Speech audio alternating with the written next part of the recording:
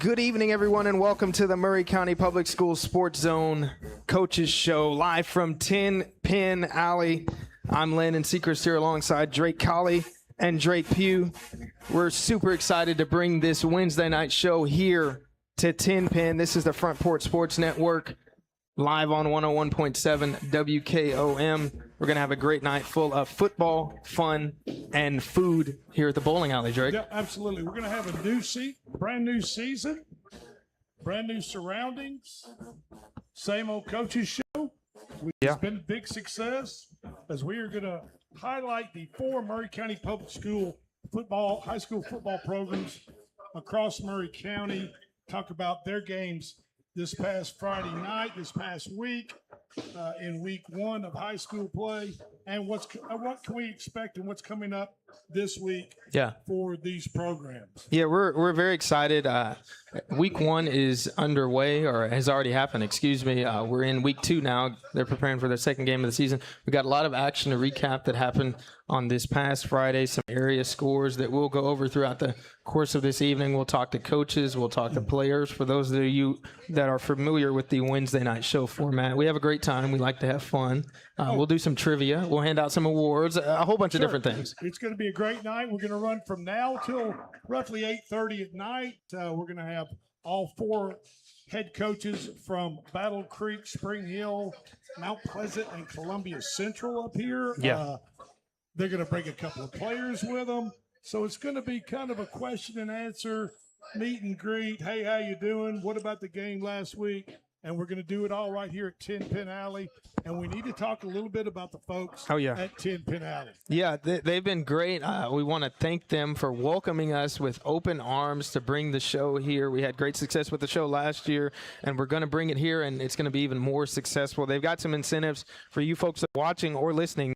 Please come here to take advantage of these incentives. First of all, our player of the week. If you're watching online, you'll see some bowling pins on this table.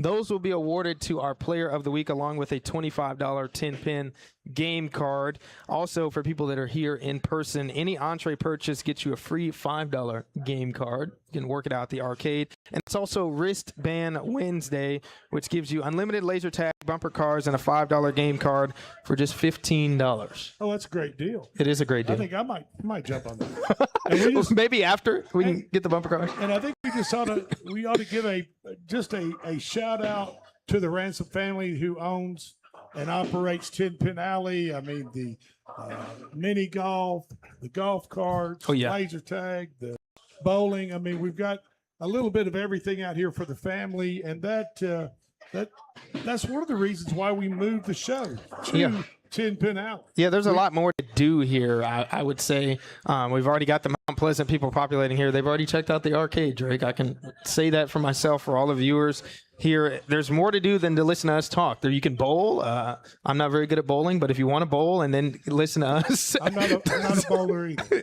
You can do that. There's a lot of stuff to do as well. My bowling score is lower than my golf score, and my golf score is higher than my bowling score. So that just tells you what type of bowler and golfer that I am. Yeah. In other words, Drake, you bowl a sorry 94. Look, whether you're a good bowler or you're a bad bowler, whatever the deal, it's all about just coming out here and having a good time. Right? It is. That's what we're about. It is. It'll be a great time on this evening as well. Like Drake said, we're going to talk to every single team in Maury County that we cover. Mount Pleasant will be up first, then followed by Battle Creek, I believe, that's second, Spring Hill third, and then Columbia Central fourth. Also, we have trivia, which will have some giveaways. You see the wonderful bags for our viewers on the edge there. We'll have trivia questions at the end around 8 o'clock. Come by, and you'll get the correct answer, and you'll get a prize. And also, 8 o'clock, the polls shut down. Correct. For the player of the week, offensive player of the week, and the defensive player of the week. So if you folks are out there listening right now, go on social media, get on Facebook, look under the Front Porch Sports Network. Yes, that's where they are. And you'll see the polls with the offensive and defensive players of the week. Yes. And vote for the player that you think deserves it the most. Sometimes We get communities behind their players. Yeah, we do. We had Mount Pleasant last year. They won multiple They won players of the week. every single week except once last week. Mount Pleasant. And the reason they did that is because they got the word out. They went online and they communicated with each other and said, hey, go online, vote for our guy. Yes. And yeah. they won. I mean, it's a great way. What we do with the Front Porch Sports Network polls last year is something new we introduced as far as naming a player of the week. And it's an opportunity for these communities with these schools. We're talking students that go to school with these players that play on Fridays. Go and vote for them and show the support for them. That's going to be the winner. Whoever has the most votes is the winner of this poll. And we also want to remind folks, the first 3 weeks of each month, so the first 3 coaches show this month will be right here at Tenn Pinn. The 4th week or 4th Wednesday of the month, we are going to be at Buffalo Wild Wings. We're headed north. They're in the crossings in Spring Hill. Yeah, that's super exciting, and that's kind of my stomping grounds. That was one of my favorite spots when I was in high school. Me and my buddies would go there. I love Buffalo Wild Wings and the crossings, and we're super excited to take this show there on the 4th and if there's a 5th Wednesday of every month. And the people at Buffalo Wild Wings, they're the crossings in Spring Hill, have agreed to broadcast on their terrific TV screens there in Buffalo Wild Wings. They're going to stream live all the high school games that we are streaming on the Front Porch Sports Network. And that's amazing, Drake. So if you're from Mount Pleasant and you're playing out of town, or you can't make it to the game, or you're Spring Hill or Battle Creek or Columbia Central, whatever, and we are more than likely we will be streaming that game live here on the Front Porch Sports Network. Correct. Then you could go to Buffalo Wild Wings and watch it. Sit down, have dinner with your family, and see the games live right there on the TV. Yeah, and in Buffalo Wild Wings. And we talked about this on Friday on our game day show. I want to emphasize for all of our listeners, the crossings are in Murray County, so they are going to cater to Murray County. And why not broadcast Murray County Public Schools football games on those big TVs up there? I mean, that seems like a no-brainer to me. I think that'd be fantastic. Yeah, I agree. And what better way for Buffalo Wild Wings, Tenn Pinn Alley, in a partnership, Murray County Public Schools, Columbia Power and Water Systems, and there's a number of moving parts for this partnership on the Wednesday night show, and then on the streaming events also on Friday night. Correct. Tomorrow night, Mount Pleasant will be playing on Thursday night. Right? Yes, they're playing at Zion. So tomorrow night, Zion Academy and Mount Pleasant play. There's also a middle school game, EA Cox versus Whitthorne, which will be streamed on the Front Porch Sports Network as well. And then, that way the coaches and players and families, everybody involved with the football programs at Zion Academy and Mount Pleasant, they get a little bit longer weekend. They do some more rest. Some more rest. I don't know. I hadn't looked far ahead enough to the schedule before Labor Day weekend, but are a lot of those games going to be played on Thursday night? I don't know. I don't think so, but it would make sense. It would make more sense. I agree. Play on Thursday night, Labor Day weekend, then you've got the whole weekend. Don't have to be back till Tuesday. I agree, right? Drake. So maybe we can put that in motion. I don't know. Okay. Got to gear up for Mount Pleasant, though. They're on the way up. Okay. We've got Mount Pleasant coming up next. Coach Kid Hartsfield and a couple of players. I saw his quarterback around here somewhere. I did too. So don't go anywhere. We're going to be right back. This is the Front Porch Sports Radio Network, and this is the Murray County Public School Coaches Show from Tenn Pinn Alley. We'll be right back.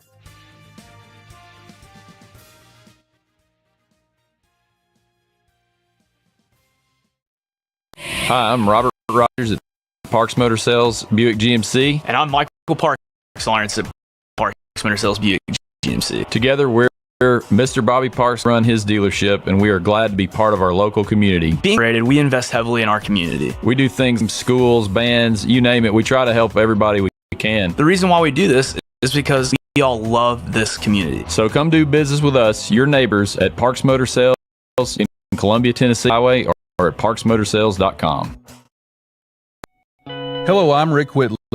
And I'm Daniel Pollard from Jones & Lang Sporting Goods. We would like to take this opportunity to thank all of you for the many years of support. Since 1966, Jones & Lang has been locally owned, supplying teams from T-ball to college. Stop by and see what we can do for you. We offer a wide variety of services, from silk screening and embroidery to our custom trophy and awards department. We're open Monday through Friday, 8 to 5, and Saturday. Remember, Jones & Lang Sporting Goods, the look of a winner.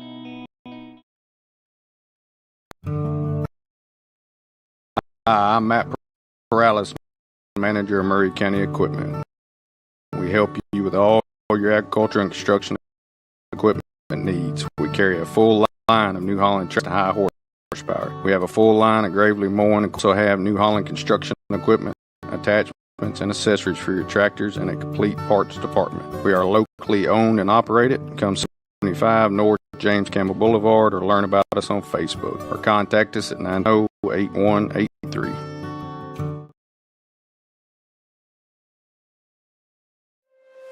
Is your insurance up to date in today's world? Foster Insurance Agency is an insurance agency you can depend on for your commercial and personal insurance needs. Foster tailors insurance coverage requirements of experience several top-rated companies such as Erie Insurance. Call Mike Ford or Jimmy Ford today at 931-388-8365 or stop by their convenient Columbia location at 204 West 4th Street. Foster Insurance, serving Middle Tennessee since 1952. I'm Jimmy Ford, Foster Insurance Agency here in downtown Columbia. We've been here since 1950 at 204 West 4th Street. We specialize in commercial. We write home, autos. We write anything from your bulldozer to your helicopter, from churches to bars. Come see myself, Mike, Shelby, or Nikki. We'll be happy to take care of you. We specialize in service.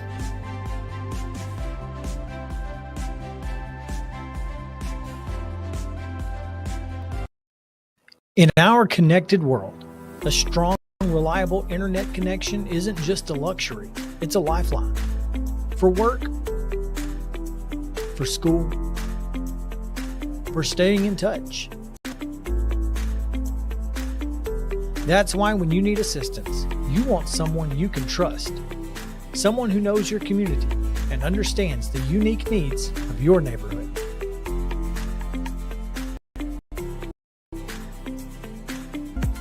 Customer service and tech support team comes in.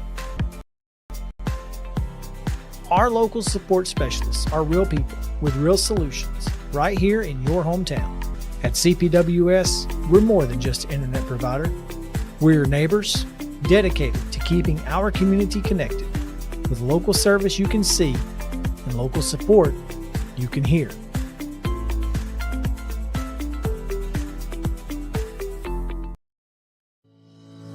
We at Holland's Pharmacy must be doing something right.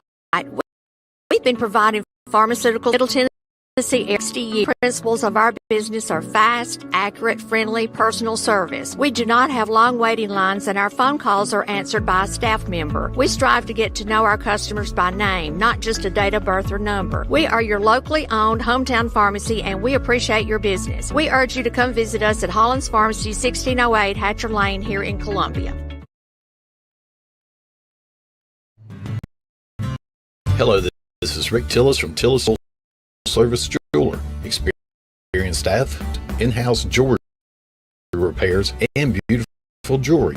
Yes, we are passionate, knowledgeable, and committed to integrity. We strive to be the best in our community and in our build long-term relationships and become parts that will cross generations. We delight clients by providing an unparalleled selection, superior service, and exceptional value. Tillis Jewelry, we exceed your expectations.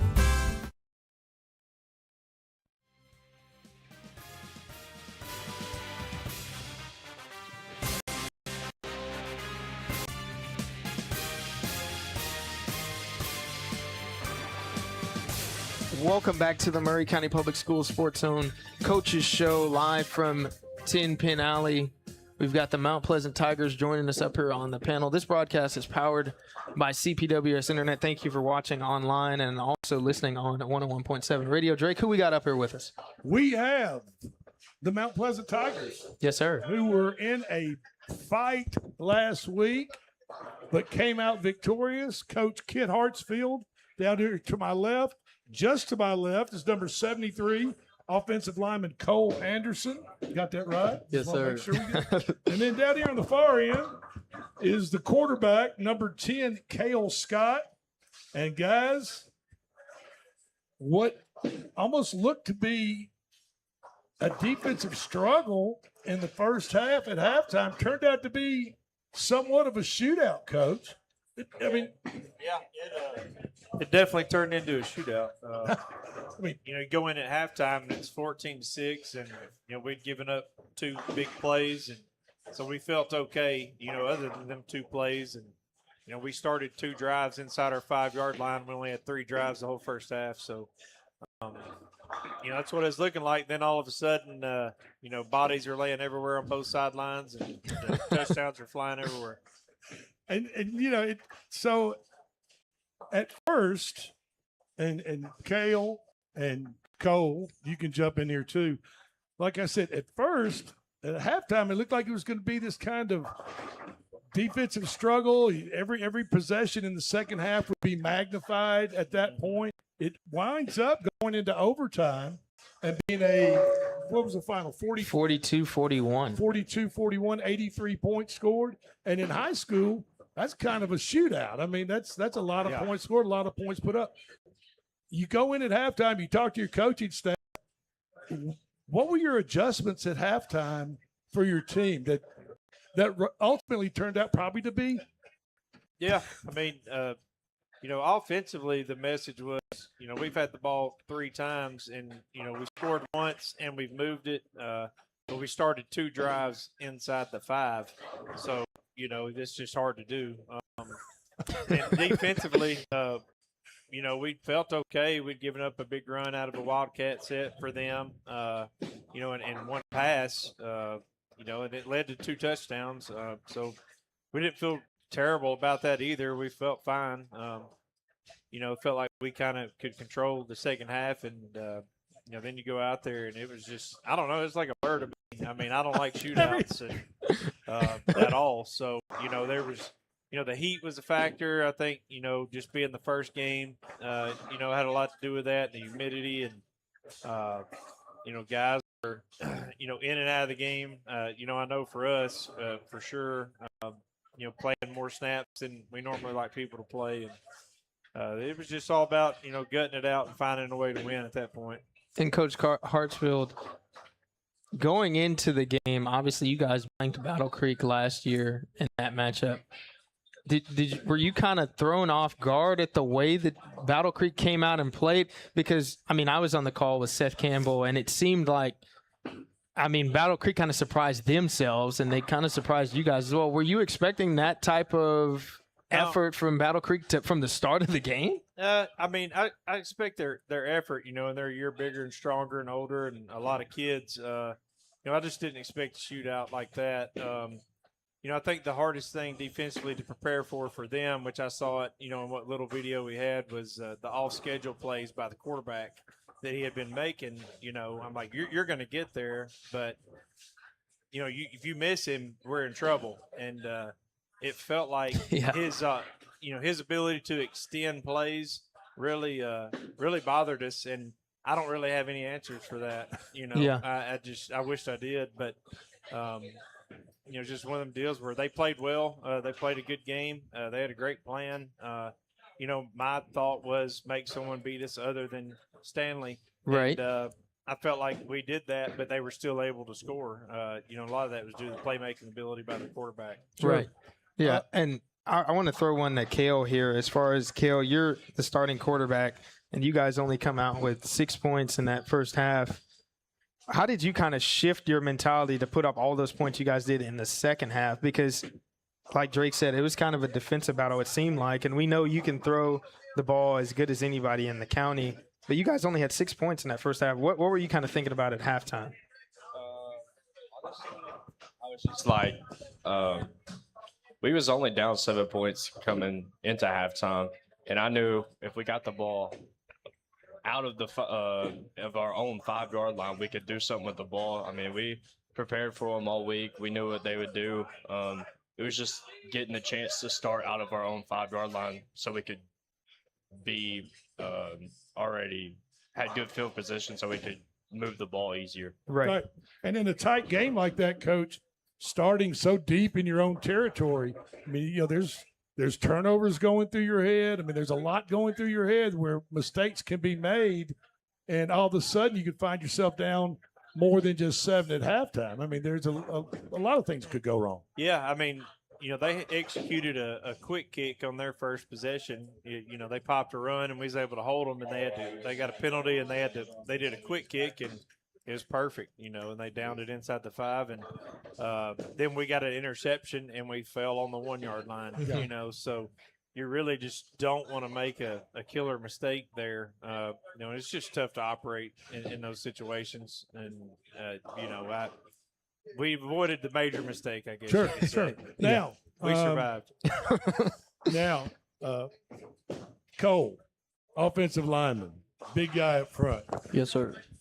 I saw the video into the game after the 2-point conversion was made, right? J.P. Easterling, I believe, ran it in. Is that? Yes, sir. Okay. Never seen this guy jump so high. He threw his cap up. I mean, I even refereed Coach in basketball at Lawrence County. I never see him get off the ground bad eye until after I don't know about that. after the 2-point conversion was made.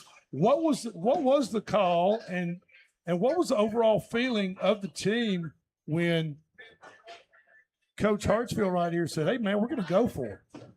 Oh, we were excited for sure. We're excited. We're ready. I mean, is to that get what in you the end zone. expected? Yes, sir. Yes, sir. We wanted to win. Okay. You know? And so what was the call? And just take us through that play. I was blocking, and I saw JP just run over the dude I was blocking. I had no clue what was going on. You were engaged with the guy. With the guy. Was he just coming? ran us both Was he over. coming over your hole? Was the or just was he just trying to find any opening at that point? I think I kind of blocked my guy into the play, and he just ran us both over and got in the end zone. I was excited. Oh, I was see going that. crazy. I don't know if you were excited as Coach Hartsfield was. Everybody would. I mean, They were screaming on the radio. we and were excited. Seth Campbell was screaming at home, and everybody was really excited. And what a fantastic game it was. Yes, sir. And Coach Hartsfield, I guess you could probably go the rest of the season without going through that again. Yeah, I would like not to. I hate shootouts. I'm I hate not talking about overtime. winning. I'm just talking. I didn't like anything about it. You know, there was no doubt we were going for 2. It didn't matter if we got the ball first and scored or we got the ball second and scored. We did not have much left in the tank. Yeah. They're midway through the 4th. I was looking around and I was like, we're in trouble. And you know, we had guys playing with their teeth knocked out, you know, earlier in the game. You know, Nazir Carter chipped a couple of teeth, came back in. Caden McCrory, you know, tore a hamstring. And I thought he was out, and he came back in and played. JP, you know, had some big runs and hadn't been feeling well, and he was, you know, probably a little dehydrated, throwing up everywhere, and there's throw up all over our sidelines. I think. Oh, God. You know, I don't know what all was going on over there, but when I looked up when it was time to go win, guys stepped up, dug a little bit deeper, and, you know, I think that's, you know, something to kind of build on, be proud of early in the season. You don't really know how, you know, those situations are going to go, but, you know, they didn't point the finger. They just dug deep and went and got it. And I was like, well, hey, we got to go for it and get it. I mean, we're winning or losing, you know, in the next 3 or 4 plays, period, and we're going home. Right. And, Coach, you know, from the announcing booth and, you know, as the game developed, it seemed like basically Mount Pleasant has JP Easterling and Battle Creek doesn't. That's really what it came down to in the game. JP impacted the game in so many ways. He plays offense, defense, special teams player of the year. He's played some quarterback in the past as well, obviously won on the Wildcat play. Talk about, I mean, his versatility, because he put a huge promo out for being one of the most versatile players in Murray County. Yeah, and, you know, he's been that, you know, he's been that, you know, guy that Swiss Army knife. He kind of does everything for us. And, you know, he defended 4 or 5 passes, you know, as well on one of the best receivers, you know, that I've ever seen or played against. So he was asked to do a lot. You know, he had a heck of a night and a great game. You know, it's probably the best our line has played, you know, in a while. We threw the ball 30-something times and completed 25 passes, which means the quarterbacks kept clean. Yeah. Caden had success rushing. Probably would have had more yards if he could move his leg at all. One time it looked like he just got shot, on a wide open run and fell over. But he toughed it out and stayed in, and he lined down in a 3-point stance on the last play and blew the hole open. Junior Nelson had an interception, and he also had 4 catches for 64 yards. Then you got Ja'Kai Amos too. So it's just really hard to key on one guy against us. Well, Coach, tomorrow night, Zion Academy going to play a Thursday night game, give you a long weekend. Looking ahead to tomorrow night, if there was one area that you could clean up from last week's game, what would that area be? It would definitely be tackling. I thought we tackled poor. Probably the worst since I've been here, and that's definitely my fault. So we practiced that this week. We want to tackle better, tackle lower, not hit people in the chest, just get low and get them on the ground. We got to do that better, no doubt. And I think we'll be, it's just hard to get in game shape without playing games. So, being able to kind of build on getting in game shape, throughout this humidity is tough. So we got to do a better job of keeping the kids in a position where they don't get gassed out so early in the game. Right. And I think, Coach, you'll agree with me. We've got Battle Creek coming up next. What a game. I mean, Battle Creek is a new school here in Murray County up in Spring Hill, a relatively new football program.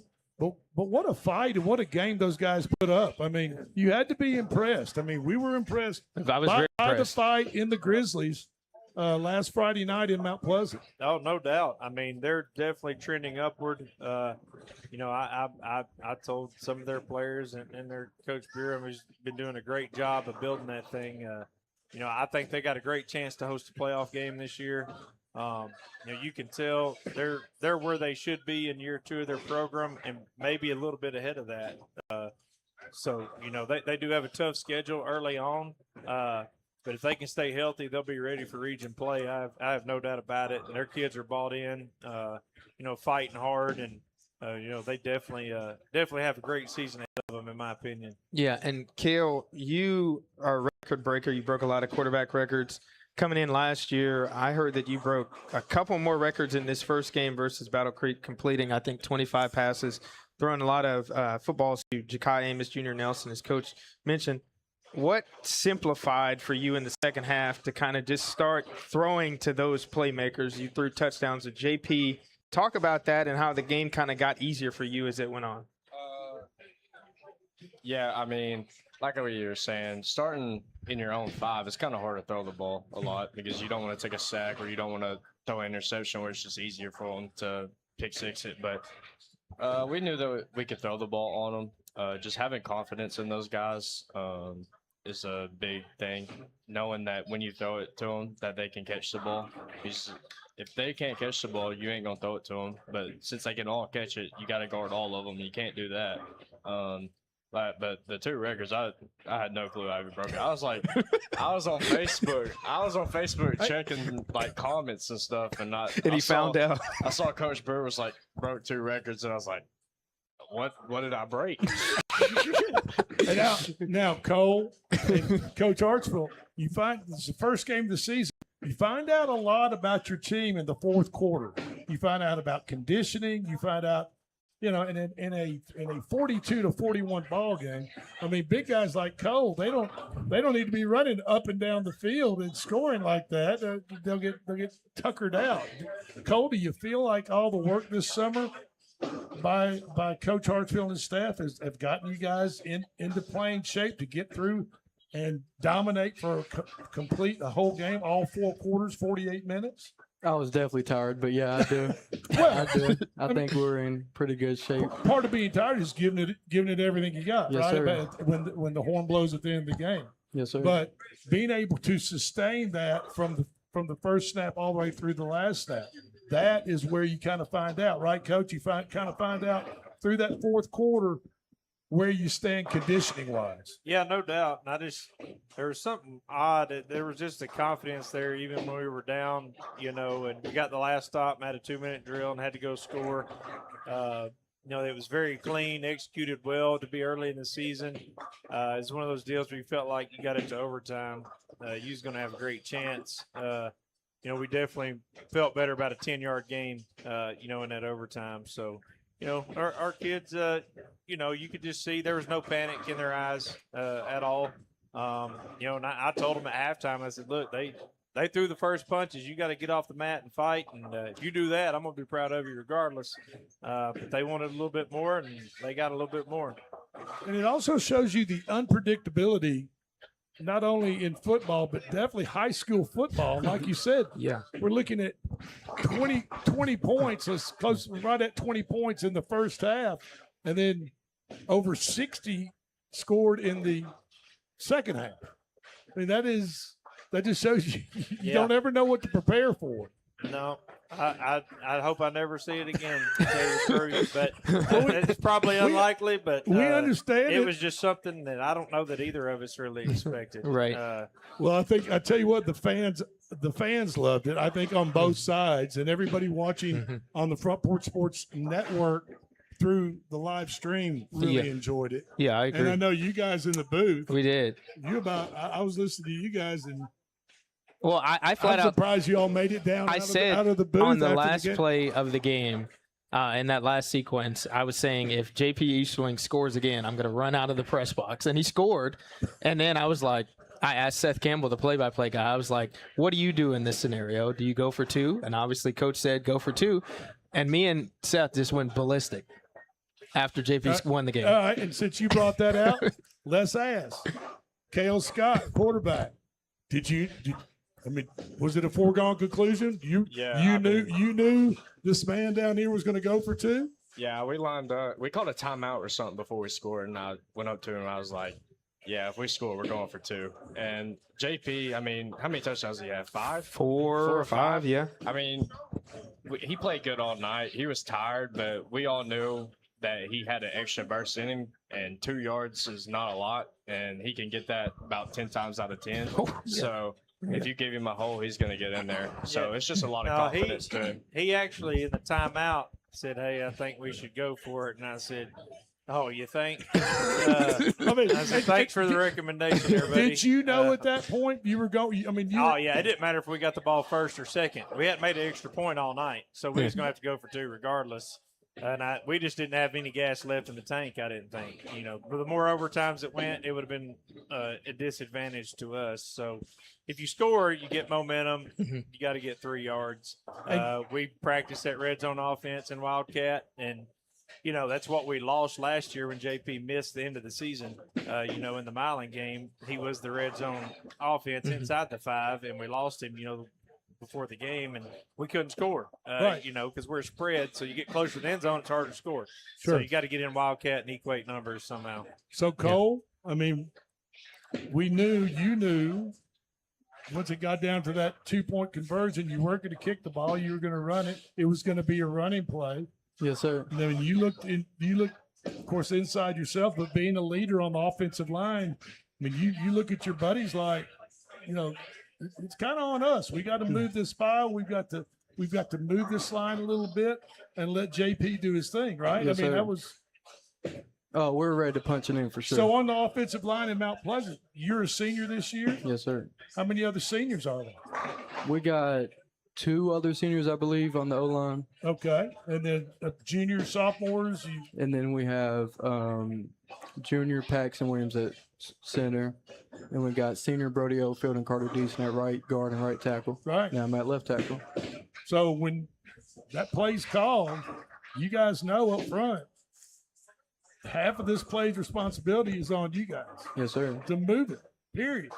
Yes, sir. So you look at him and you say, hey, we're going to do this, right? Let's do this thing. Yes, sir. And look what happened.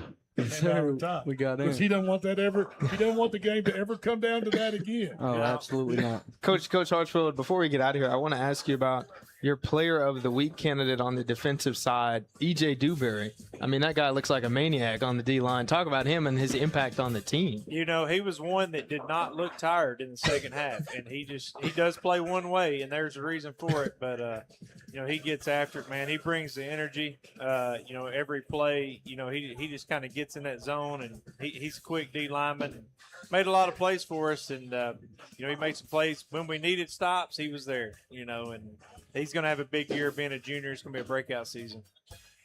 Fantastic. I just want to thank you all for being here. Coach Kid Hartsfield, his two players, Cole Anderson, Cale Scott. Best of luck to you tomorrow night, and we'll talk to you next week. Okay? In long sleeves.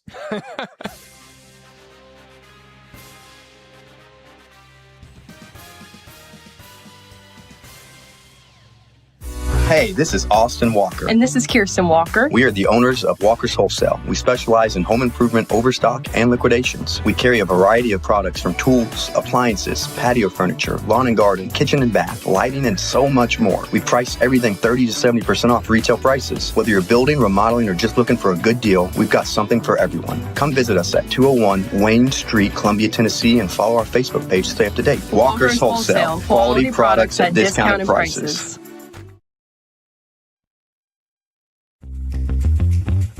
This is Garrett Schrader at Priority Motor Cars. Are you looking for a better way to buy a used car? Come see us. We're family owned, and we believe every customer deserves honesty, quality, and a hassle-free experience. Every vehicle is carefully selected, competitively priced, and backed by the kind of service you'd expect from your neighbors, not your strangers. Plus, we're always looking to buy quality vehicles, even if you don't buy one from us. Visit Priority Motor Cars today, where integrity comes standard, right across from the Murray County Judicial Center, or online at PriorityMotorCars.com.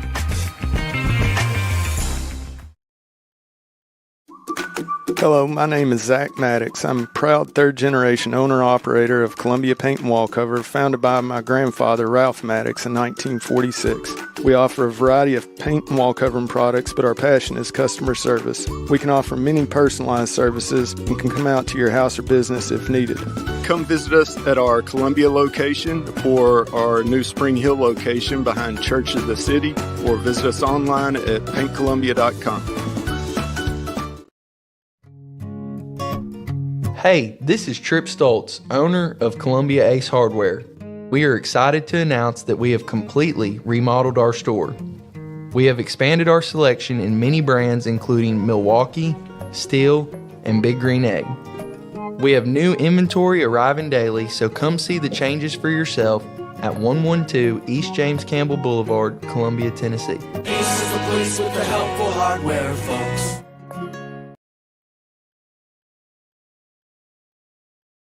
When it comes to your internet, you shouldn't have to talk to a robot or someone halfway across the globe. At CPWS, you don't.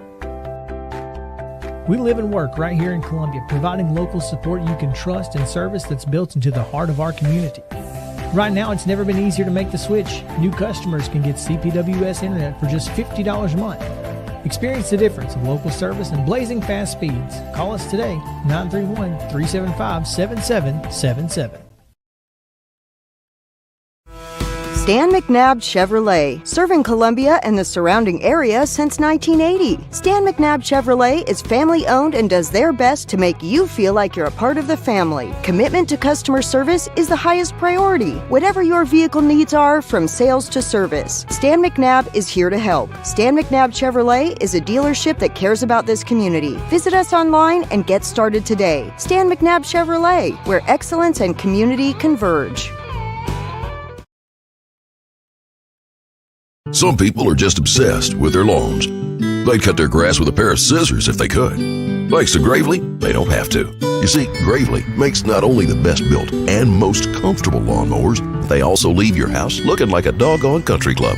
So whether you're a commercial landscaper wanting the best or just a perfectionist homeowner, you can't do better than a Gravely. See our full line of Gravely products at Murray County Equipment, 1075 North James Campbell Boulevard in Columbia, Tennessee, or check us out on Facebook.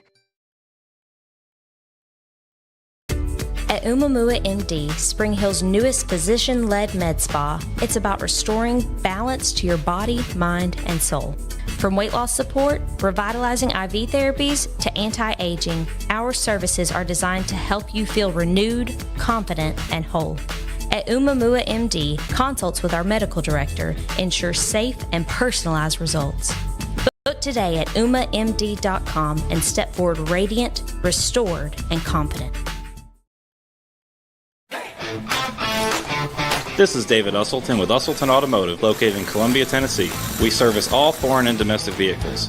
We take pride in our work, and we don't cut corners. We offer a 5-year, 50,000-mile warranty and loan our cars with almost every repair. We are located at 1201 South High Street in Columbia, Tennessee. You can reach us at 931-215-1765 or find more information at usseltons.com.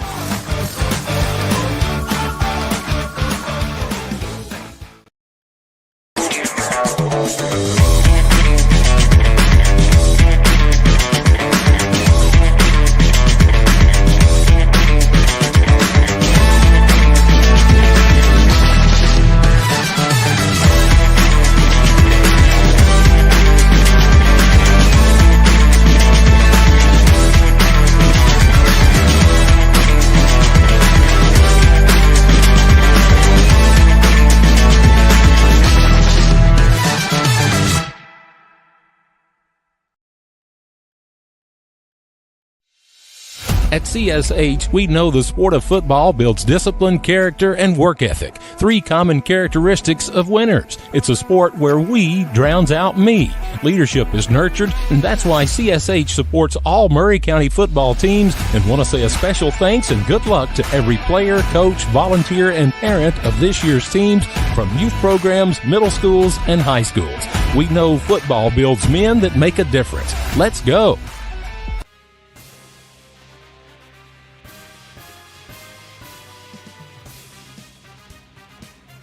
Yeah, just keep your.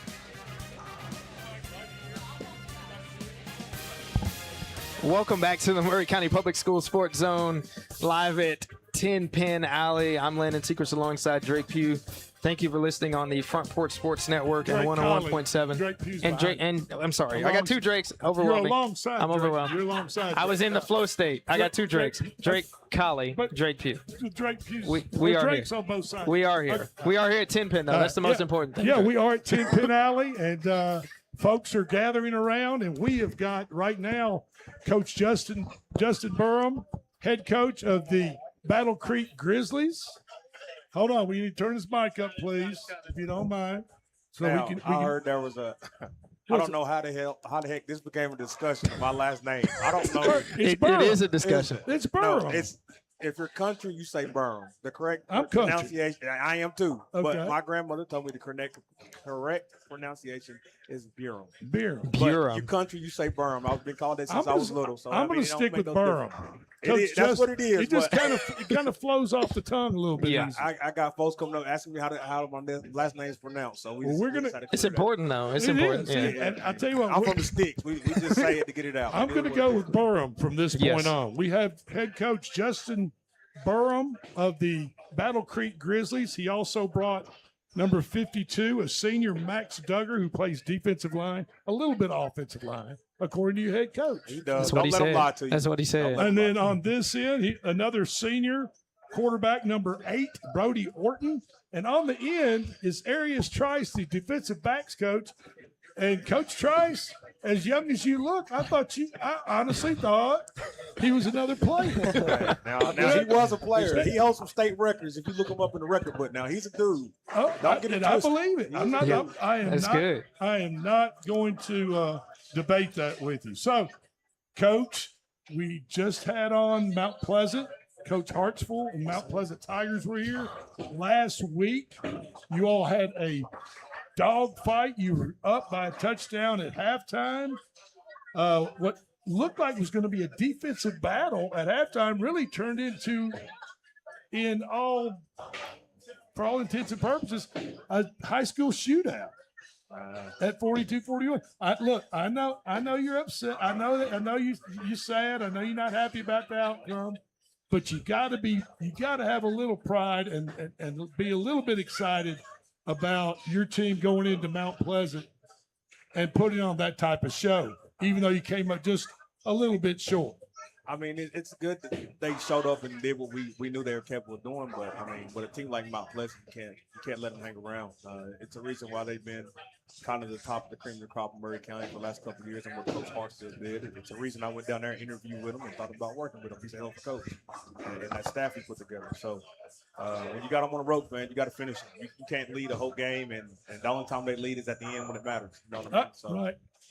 And look, we see it all the time. We see it in high school ranks, college ranks, pro ranks. You know, it seems like right at the end, teams turn it on, they get fortunate breaks, and they wound up on top. Now, at what point, Brody Orton, did you realize, I mean, your defense, you all were pinning Mount Pleasant deep a couple of times inside their own 5. And that didn't allow them to kind of get into their offensive flow. Let's talk about your offensive flow, Stanley Williams Jr.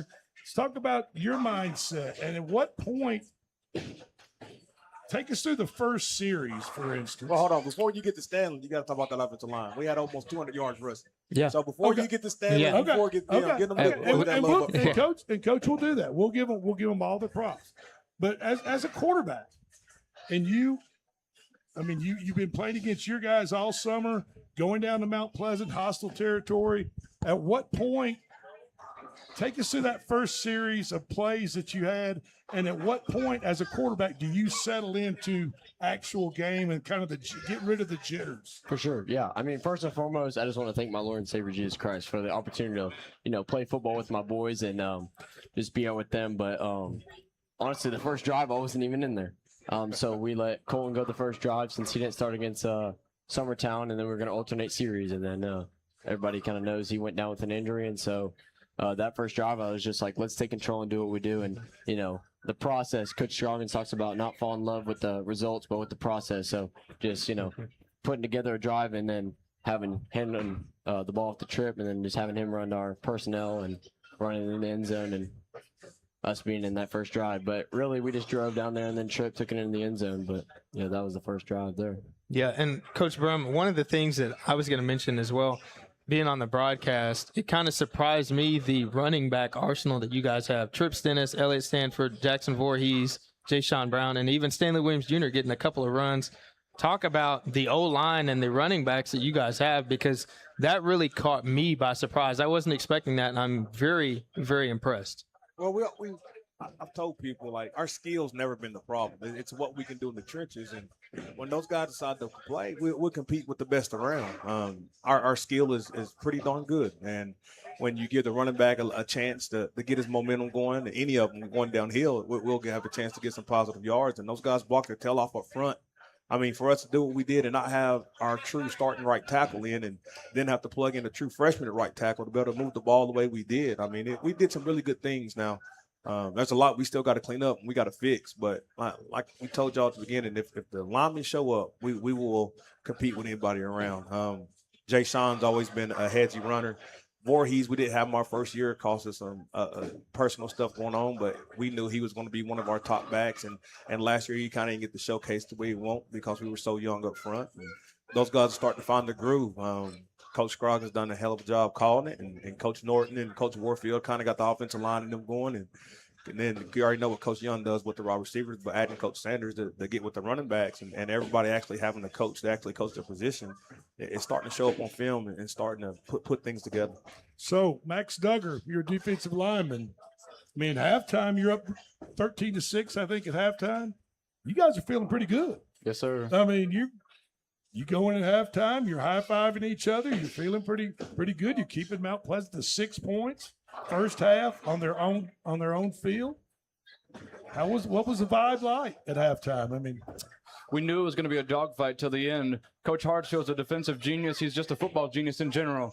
So we knew that no matter what, we'd have to fight. And I kept telling them we got to keep our heads down and just keep going all the way to the end because we knew we couldn't let up. Unfortunately, we didn't get the result we wanted, but we're going to come out here next week and give our best foot forward. Absolutely. Coach Trice. Talk about that halftime, and Coach Berm, you can jump in here too. Talk about that halftime talk.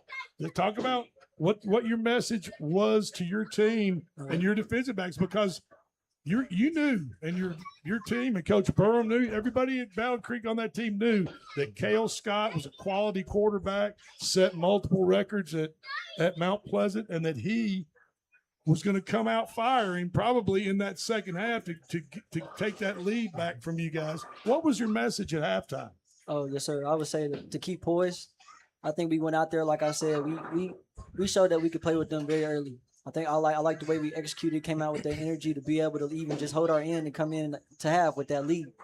But on the standpoint of that, if you would have watched our game early, our players was getting really excited. You know what I'm saying? We went out, made some plays, celebrated throughout the play. You know, they're gonna watch that very early. So we had to get on them quick and let them know, like, hey, we got to keep it calm, we got to keep our head up, like Duggar said, and we got to keep putting our best foot forward. Now, like we didn't execute all the way to the end like we should, but like we're a young team. So when it comes to that, we have to make sure on our ends, like coaches, we're just trying to give us the cues and that we can stand by and trust our all our 11. That's a big thing we try to do. Best, especially on defense, is doing your 111. You know, so when we can get our team to fully trust in and work as a full team, as a unit, I feel like we'll be very scary in the back end this year. Yes, sir. Fantastic. I mean, I don't. Coach Hartsville said he hope he never has to go through another game like that again in his whole life. and I know, but I think I can see the look on your face. You'd like another shot at a game like that at another time in your life. I think your players would, and I think your coaching staff would, and I don't blame you. I think I would want another shot at that too. Well, that's why you play them. Absolutely. You show up, and we tell our kids that, like, you can't, when you come out at halftime, it's 0-0. There is no scoreboard after half. It's a whole new half. You got to play for 48 minutes. You can't play for 47 and 52 seconds. And then you play for 47 minutes and 52 seconds, you get the result we got on Friday. So we just gotta reload. We let one get away, and hats off to them for taking it from us. And we told them at the halftime, if you want it, you got to go take it. Nothing's ever going to be given. And you see the score. Yeah, and Brody, you mentioned, you didn't start the game. You were, for lack of a better word, you were kind of thrown into the fire on Friday as far as getting into the game, and you had to adjust on the fly, and you did a great job adjusting.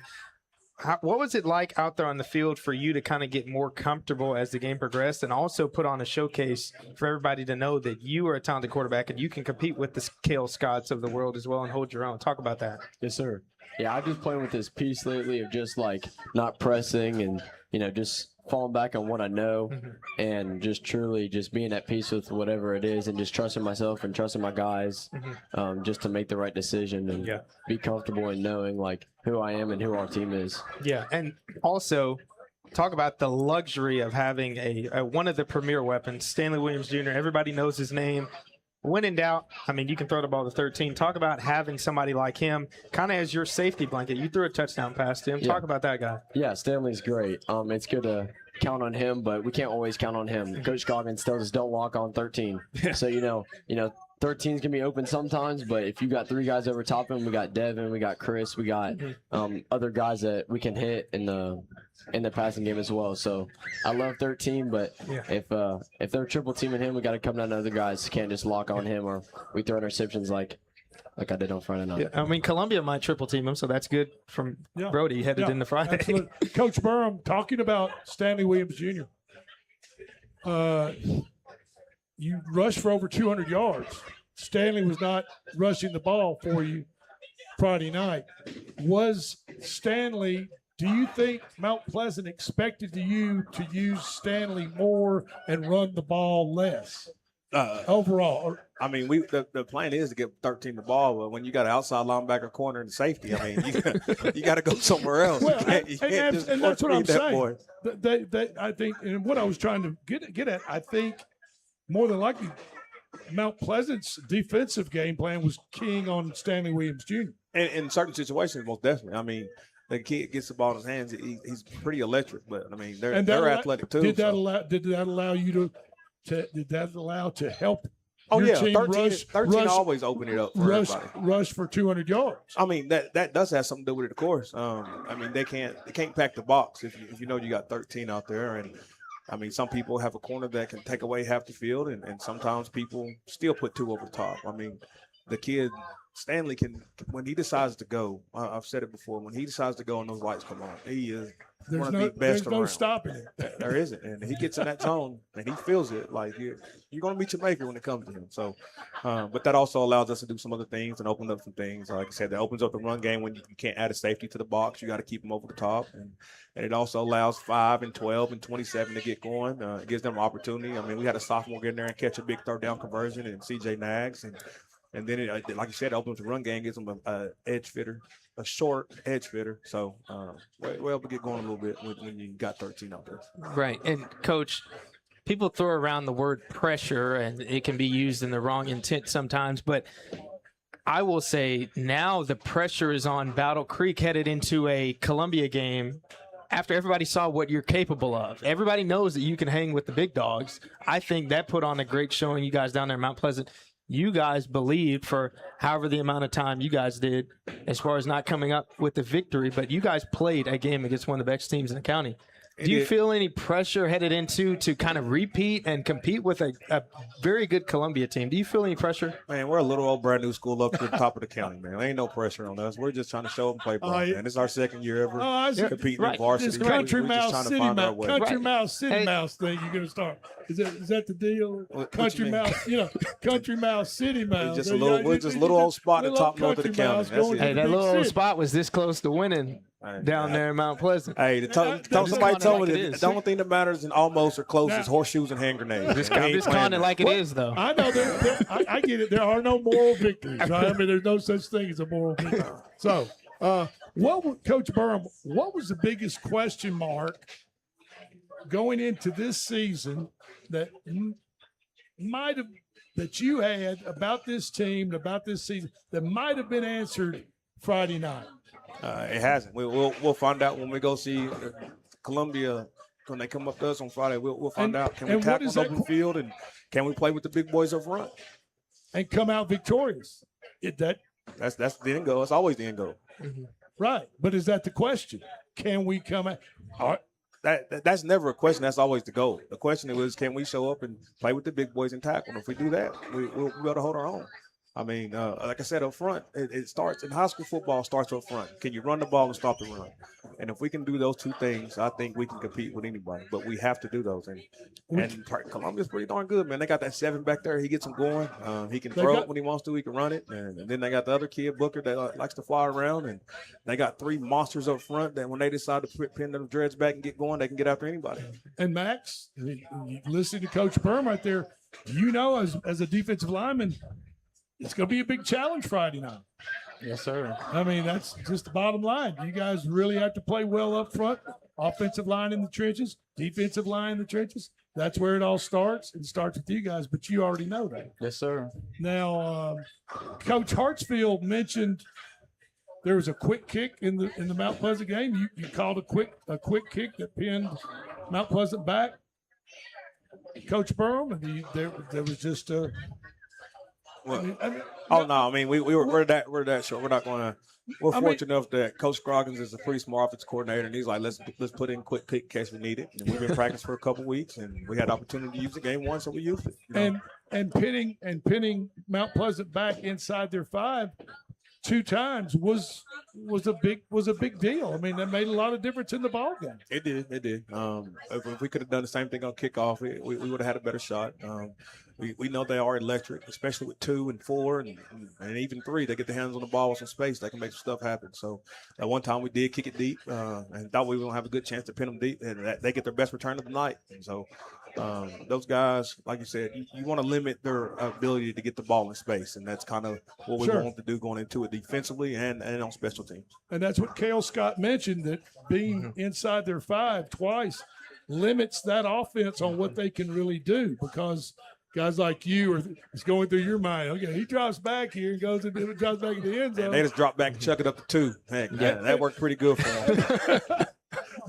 yeah. Number two is a pretty good ball player. That he is. I mean, that's all it's to. Brody, I want to come back to you. One of the questions that I was asking on the broadcast was, does Battle Creek know how to win these highly contested games? They haven't been in a lot of games, competition down to the wire.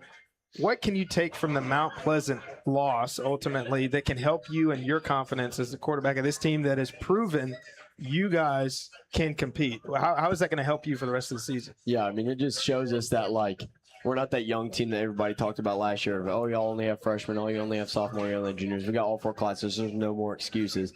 So you just got to go out there and compete. And at the end of the day, just put, like Max is just saying, like, put your best foot forward. So if that best foot forward is a dub, then it's a dub. But at the end of the day, you can lay your head down at night knowing that you did your best, and the outcome is what it is. Yeah, and Coach Trice, I want to come to you. Big game versus Columbia. It's our game of the week. Columbia's got all the guys with offers and talented players on the edge and all those things. What is your message to your guys on Battle Creek side headed into a all-county, all-Murray County matchup like that? You guys have proven you can play, to not come out and, I mean, let yourselves down, but let the Murray County down as far as everybody knows Battle Creek can compete. What's your message to the guys to go out and just play? Oh, man, I came up from an area where I was always the underdog. So I'm always used to always trying to change the narrative, if that makes sense. I like to win. So realistically, I wasn't too happy about that loss this weekend. Regardless if we lost to them from Mount Pleasant, we lost to them last year 42-0, and then we lost 42-41 this year. A loss is a loss to me. You know what I'm saying? So going out there, I played Columbia in my time. Like I said, I came from Shelbyville Central. It's just I got to tell them boys to come out there and be ready. You know what I'm saying? Sure. You can't go out there and be worried about the last name or whatever numbers in front of you. He's just as a man as you are. You know what I'm saying? You got to go out there and compete. If you can compete for 4 quarters, you can play with anybody. Yeah. But if you go out there and you want to play football sometimes and you want to play, then you want to cut it on, that's not football. You know what I'm saying? So I'm trying to teach my guys to come out there and be ready to play all the time, give efforts all the time, and be ready to put, like I said earlier, put their best foot forward. Just that simple fact of, you gotta understand, they got dogs, so they've been used to doing this for a little minute. They used to winning. We got a whole new team. We got a brand new staff, and first forward, I like to thank Coach Graham just for that. If you go out there and look at our staff, as far as just the people that we have on there, we're trying to set our team up to win. 100%. So, change the culture or develop a culture, not change a culture. Develop one. But develop a Make culture, a program. a winning culture for the first time. I mean, you got your full complement of seniors. Yes, Coach Burham and Coach Trice. As Landon was talking about, Friday night's game against Columbia, Columbia's got all these shiny, speedy players and with high accolades and such.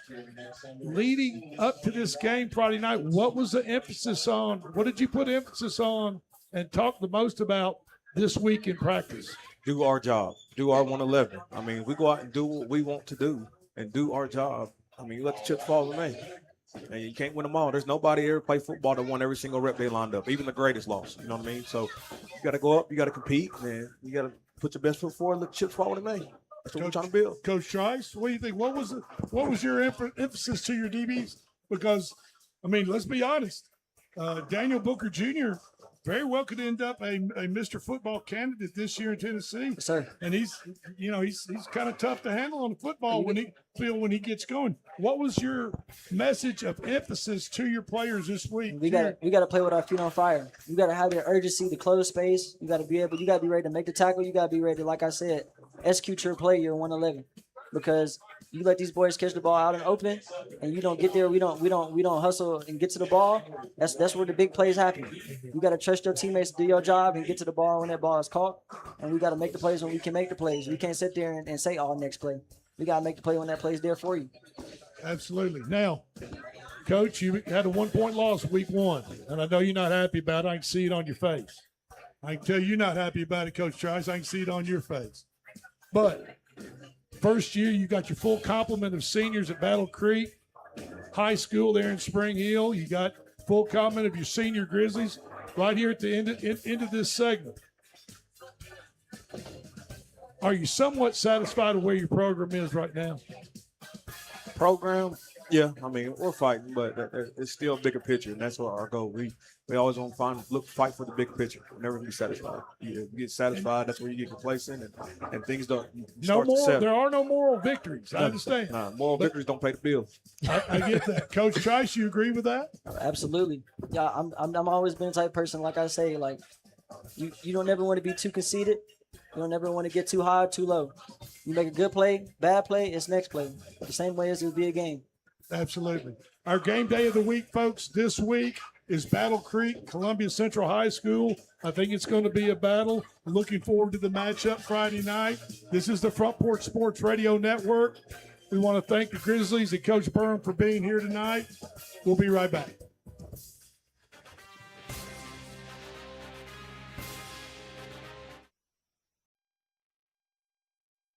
Columbia Foodland is a locally owned and operated family grocery store with a full line of dry, dairy, frozen, meat, and produce items. We focus on keeping the freshest hand-cut meat and produce items daily with the most competitive prices in town. We offer weekly ad specials as well as in-store weekly specials throughout the store. Located at 427 West 7th Street in Columbia in the former Harris Foodland location. Columbia Foodland. We're here and ready to serve the wonderful people of Columbia and the surrounding areas.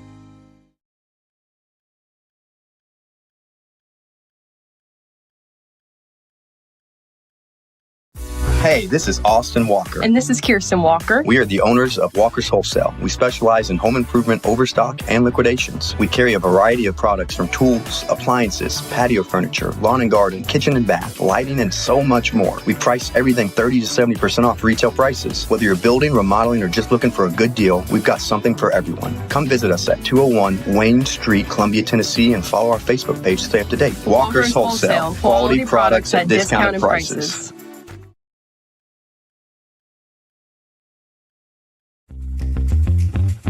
This is Garrett Schrader at Priority Motor Cars. Are you looking for a better way to buy a used car? Come see us. We're family owned and we believe every customer deserves honesty, quality, and a hassle-free experience. Every vehicle is carefully selected, competitively priced, and backed by the kind of service you'd expect from your neighbors, not your strangers. Plus, we're always looking to buy quality vehicles even if you don't buy one from us. Visit Priority Motor Cars today where integrity comes standard, right across from the Murray County Judicial Center or online at PriorityMotorCars.com.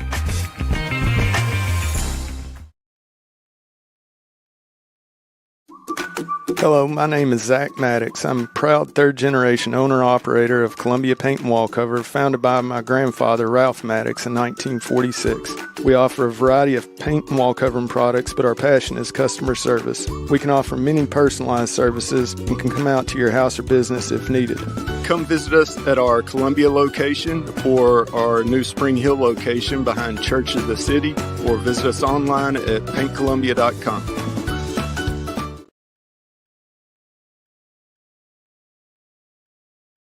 Hi, I'm Robert Rogers at Parks Motor Sales Buick GMC. And I'm Michael Parks Lawrence at Parks Motor Sales Buick GMC. Together, we're Mr. Bobby Parks' grandsons, and we run his dealership, and we are glad to be part of our local community. Being family owned and operated, we invest heavily in our community. We do things like sports teams, schools, bands, you name it. We try to help everybody we can. The reason why we do this is because we all love this community. So come do business with us, your neighbors, at Parks Motor Sales in Columbia, Tennessee, right off Nashville Highway, or at parksmotorsales.com. Hello, this is Rick Tillis from Tillis Jewelry. What is a full-service jeweler? Experienced staff, custom designers, in-house jewelry repairs, and beautiful jewelry. Yes, at Tillis Jewelry, we are passionate, knowledgeable, and committed to integrity. We strive to be the best in our community and in our profession. We build long-term relationships and become part of family traditions that will cross generations. We delight clients by providing an unparalleled selection, superior service, and exceptional value. Tillis Jewelry, we exceed your expectations.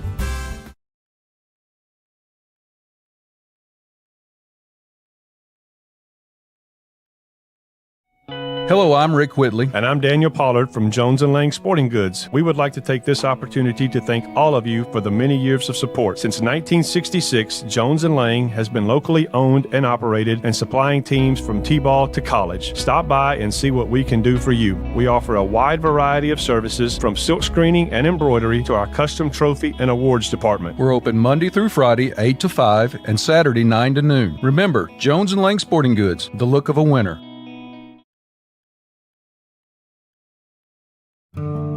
Hi, I'm Matt Perales, manager of Murray County Equipment. We help you with all your agriculture and construction equipment needs. We carry a full line of New Holland tractors from compacts to high horsepower. We have a full line of Gravely mowing equipment. We also have New Holland construction equipment, attachments, and accessories for your tractors and a complete parts department. We are locally owned and operated. Come see us at 1075 North James Campbell Boulevard or learn about us on Facebook or contact us at 931-490-8183.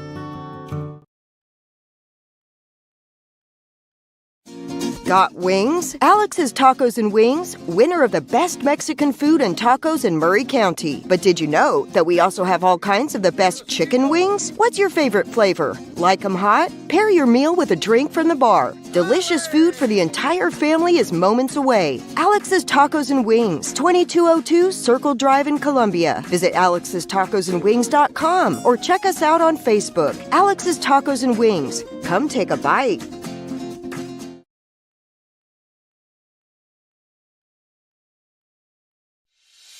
At CSH, we know the sport of football builds discipline, character, and work ethic. 3 common characteristics of winners. It's a sport where we drowns out me.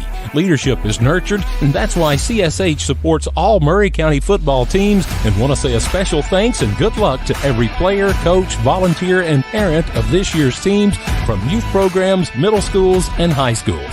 We know football builds men that make a difference. Let's go.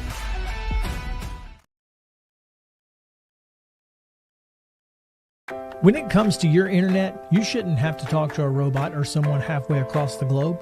At CPWS, you don't. We live and work right here in Columbia, providing local support you can trust and service that's built into the heart of our community. Right now, it's never been easier to make the switch. New customers can get CPWS internet for just $50 a month. Experience the difference of local service and blazing fast speeds. Call us today, 931-375-7777.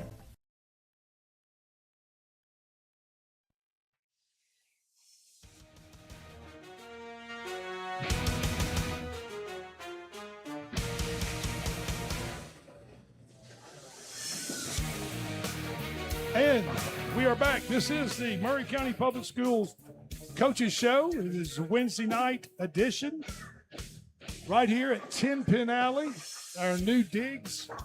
Yeah. And I like it. I like a lot it. The of vibe folks is out high. here checking it out. There's a Yeah. lot of- if you hear some what sounds like bowling pins in the background, you know why that is? It's because we're at the lanes. Because they're bowling. We're at And the lanes. it's a bowling. I mean, it's a bowling alley. So that's what we do at a bowling alley, along with eating. And, of course, here at Tenn Pinn Alley, not only is there bowling, there's go-karts. Putt-putt. I'm ready to get Laser tag. A whole bunch of different two, stuff. maybe. Coach Taylor, Coach Burrow, Yeah. maybe Coach Hartsville. We'll get out here in these go-karts. I'm out. What? I'd like to get you guys out. I'm here for the food. What about mini golf? I mean, yeah, everybody can putt every night. We can try it. We can Okay. try it. I'll hop out there. All right, so we've had Mount Pleasant early in the show here at Tenn Pinn Alley. We had Battle Creek, who lost by 1 to Mount Pleasant. What about that game? I mean, sound excited. Sound like we missed a good one. You know, were you when you saw that score after your game? that's were a lot you of points. shocked? No, I don't know about shocked. I think both teams can. I don't think I'm surprised that either one of them can score the ball. Both you know, of them for are sure. super But- well coached teams. Right. And so I'm not as shocked. Just the excitement, the game being as close as it was, just because games typically don't unfold that way and going into overtime and week 1 like that. It's kind of a surprise. But I mean, both teams are going to compete, I think. Sure, So I'm sure. not surprised by that because they are really good coach teams. Absolutely. We also want to mention we are powered by CPWS Internet. $50 a month, cheapest and best internet in this area. I Yeah. guarantee you that. We have it in our house, and my little dog Carl loves CPWS Internet. I can't get him off the internet.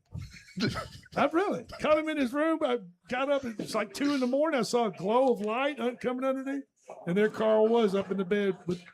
I said, "Carl, go to bed." So, yeah, Carl went to bed. But also, besides CPWS, Murray County Public Schools, and coach every 4th Wednesday, and if there's a 5th Wednesday in the month, and Spring Hill guys, Coming to Spring Hill. we're going to be in Buffalo Wild A Wings. little bit closer. We'll be doing the show for Buffalo. It's not Wild even Wings. that far, though, Coach Taylor. This is straight That's either right way. down I mean, listen. So we'll have to. I'm not complaining. It's just We'll be just a little we'll bit be at closer. Buffalo Wild Wings on the 4th And if there's a 5th Wednesday in the month, we're going to be at Buffalo Wild Wings. And you know what else Buffalo Wild Wings has guaranteed us? That on Friday nights, on those beautiful screens they have all over Buffalo Wild Wings, they're going to stream live that's cool. Murray County High School football games. That's pretty cool. That's all right. Just see. And right down here on this far end, on my far left, is the quarterback, number 12, which is a quarterback number. Glad to see that. Mr. Jonah Gibson, quarterback for the Spring Hill Raiders. On the far end, Kason White, running back, number 33 for the Spring Hill Raiders. And this gentleman right here is the quarterback coach for this guy, Jonah Gibson, and that's John Michael Wright. And I want to welcome all of you, including Coach Taylor, to the Murray County Public School Coaches Show. Yeah, thank y'all for having and us. let's talk a little bit about Summit and the game last week. Yes, sir. What's the official term for that game? I've heard Battle of 31. I've heard Battle of Spring Hill. I've heard the battle. What do you know? What is the official name for that? I call it Summit versus Spring Hill. Spring Hill. We used to play for a trophy when I was playing. It was the King of the Hill game when I was playing. We had a trophy. Is there no more trophy? I'm not trolling. I'm just asking. No, I really don't know. Yeah, I haven't seen. And for anybody that doesn't know, Landon Secret played for Spring Hill. Right? I did. Back in the day. I'm going to text Coach Coleman and ask him if there's a trophy somewhere that I don't know about. Yeah, they're probably keeping it, and they probably won't give it back, even if you guys do win, because that's just Summit. But neither here nor there. Okay, so let's revisit last week's game. Absolutely. And right off the game, and right out of after the start of the game, there were some mental errors made by the defense that allowed Summit to move the ball without really running any plays. Right. They had some cadence counts that they drew the defense offside. Talk a little bit about that and talk about how that puts a team at a disadvantage early on in the ball. Yeah, so we were pretty aggressive on defense, pretty excited to be out there. First game, of the season, rivalry game, I suppose, all of those things. And so they had some key opportunities. We had chances to get them off the field on that very first drive, multiple chances. We had 3rd downs, 4th downs, and we jumped off sides 3 times. It's not something, that can't be who we are as a football team, but at least on that first drive, that's who we were. We didn't jump for the rest of the game, I don't believe, but it was something that cost us. It cost us a drive, and we started off the game. They got a little momentum. We started off from the behind the 8 ball a little bit because of jumping off sides early in the game. And so I liked how our boys competed, but it was just we had some mental errors in the very beginning. We had a busted coverage as well that got them to convert on a 3rd and long that I don't feel like it was earned. And that's no disrespect to Summit. They have some good players, did some really good things, but I feel like that first touchdown was something we put 7 points on the board, and we don't need to be in the business of giving away points for sure. Right, no reason to help them out. I mean, early on in the season and opening games and opening nights, they always seem to bring some penalties, some jitters by your team. You've had time to kind of review the film on that game and looking back. Do you attest those mistakes to more just first game jitters or fundamental discipline of a team, or a little bit of both? I think it's probably all encompassing. I would say that I think over aggressive. I think they were, hey, let's get this stop. I think we kind of put too much pressure on ourselves instead of just taking it play by play. And that was the mistake we made. It was different guys jumping each time. It wasn't the same guy. And so I would say that I don't think it's a lack of discipline overall. If it continues to show, then maybe we change that tune a little bit. But just based on how the team played throughout the rest of the game, specifically how the defense played throughout the rest of the game, I don't think it was a discipline thing. I think that, hey, it was the first chance they got this season, and it was a big game. Our players believed that they could beat Summit, and I believe they could. And so they really wanted to prove it to themselves that they could go out there and compete and do what they needed to do. And so when they got an opportunity to get off the field, they knew it was fourth down. And, let's get off the field. And instead, we jumped off sides, and they took advantage of our over-aggressiveness. I think they saw us. We were winning at the line of scrimmage. Shout out to Isaiah Ruth Santos, our starting nose guard. He's a 330-pound dude, and he gets his hands on you. He's a big boy, school. And he puts his paws on you. He's knocking guys back. So I think they were taking advantage of our aggressiveness, and so we have to learn how to keep our aggressiveness but play smart. And that's been the message this week, because Richmond, they're going to do the same thing and probably hard count us a little bit to see if we jump, and we got to be disciplined when that happens. And Jonah, you are a young quarterback. You're a sophomore, had a great freshman season. What was the first game of this season like for you, knowing that you have the full reins of the offense? What did you see out there that you can improve on, and what did you think you did good in game number one? So coming out of the game, I was excited. I wasn't nervous too much because I played last year, kind of cleared out the jitters a little bit, especially 6A at Summit. It gets pretty loud. I was super ready, and we came into the game. I felt like I was seeing the coverages a lot better, reads. I wasn't jumping out, you know what I mean? So I was relaxed and was playing football, you know what I mean, instead of running yeah. Right. And so your first series, first game of the year, first series, you come out, you're the quarterback, you're playing Summit, kind of a big rivalry. I'm sure Battle Creek will eventually work in there one day also as a big rivalry, those three schools. But you're playing a big rivalry. There has to be, you're a cool cat, don't get me wrong. But there has to be a little pregame jitters. Can you just talk about the first series you went out and were things really moving? Seemed like they were moving a little fast the first series, or sped up? Just talk about how you felt that first series, and when did you actually settle in to actual game speed? So coming out of first drive, I did have jitters, but it's football. It's just a football game to me. So coming out, we were moving the ball. We got down to the red zone, and we just could not finish the drive. So I came down the sideline, and that's what kind of cleared my mind. I'm like, I need to do a job. You know what I mean? And not, okay, we can hang with them. You know what I mean? We have mental errors. Sure. Mental errors. So coming to the sideline after the first drive, I was like, we got to fix that. Right. And Kaysen, I want to come to you. You play the position that I played when I was at Spring Hill, running back. And I know playing against Summit, sometimes their D-line can be very tough to maneuver around. What was your experience like in game one, trying to move through those lanes and following, what I consider a really good offensive line at Spring Hill? Talk about your experience. It was definitely very tough.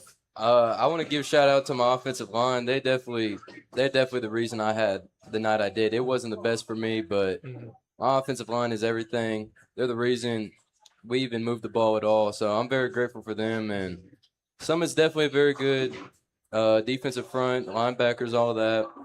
But I feel like we could do better and improve blocking for sure. Yeah, and I remember one time, just to throw back, I went through the lane, moved to the second level as running back, and the Summit guy just tackled me, and he said, "Nope."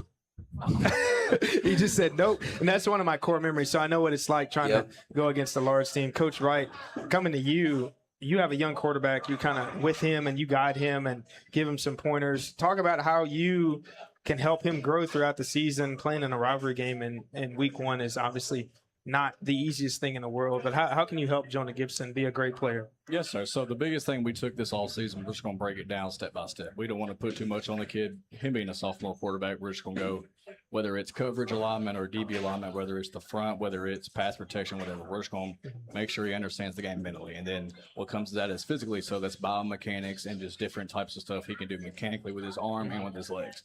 Jonah's a heck of an athlete. We use him in a lot of different ways in the run game, which is beneficial to us. And what this year, my biggest point of was, yes, you're an athlete, but also I want you to be able to extend the play with your legs and your arm as well. Yeah, and Coach, let's talk a little bit about your defense. We've got two offensive players here, but your defensive players, let's see. It was 21-0 at halftime in favor of Summit, and really there was a block punt in there. There was the first drive that some mental errors by your defensive line gave some extra yardage, some uncontested yardage to Summit. and they scored on that initial drive.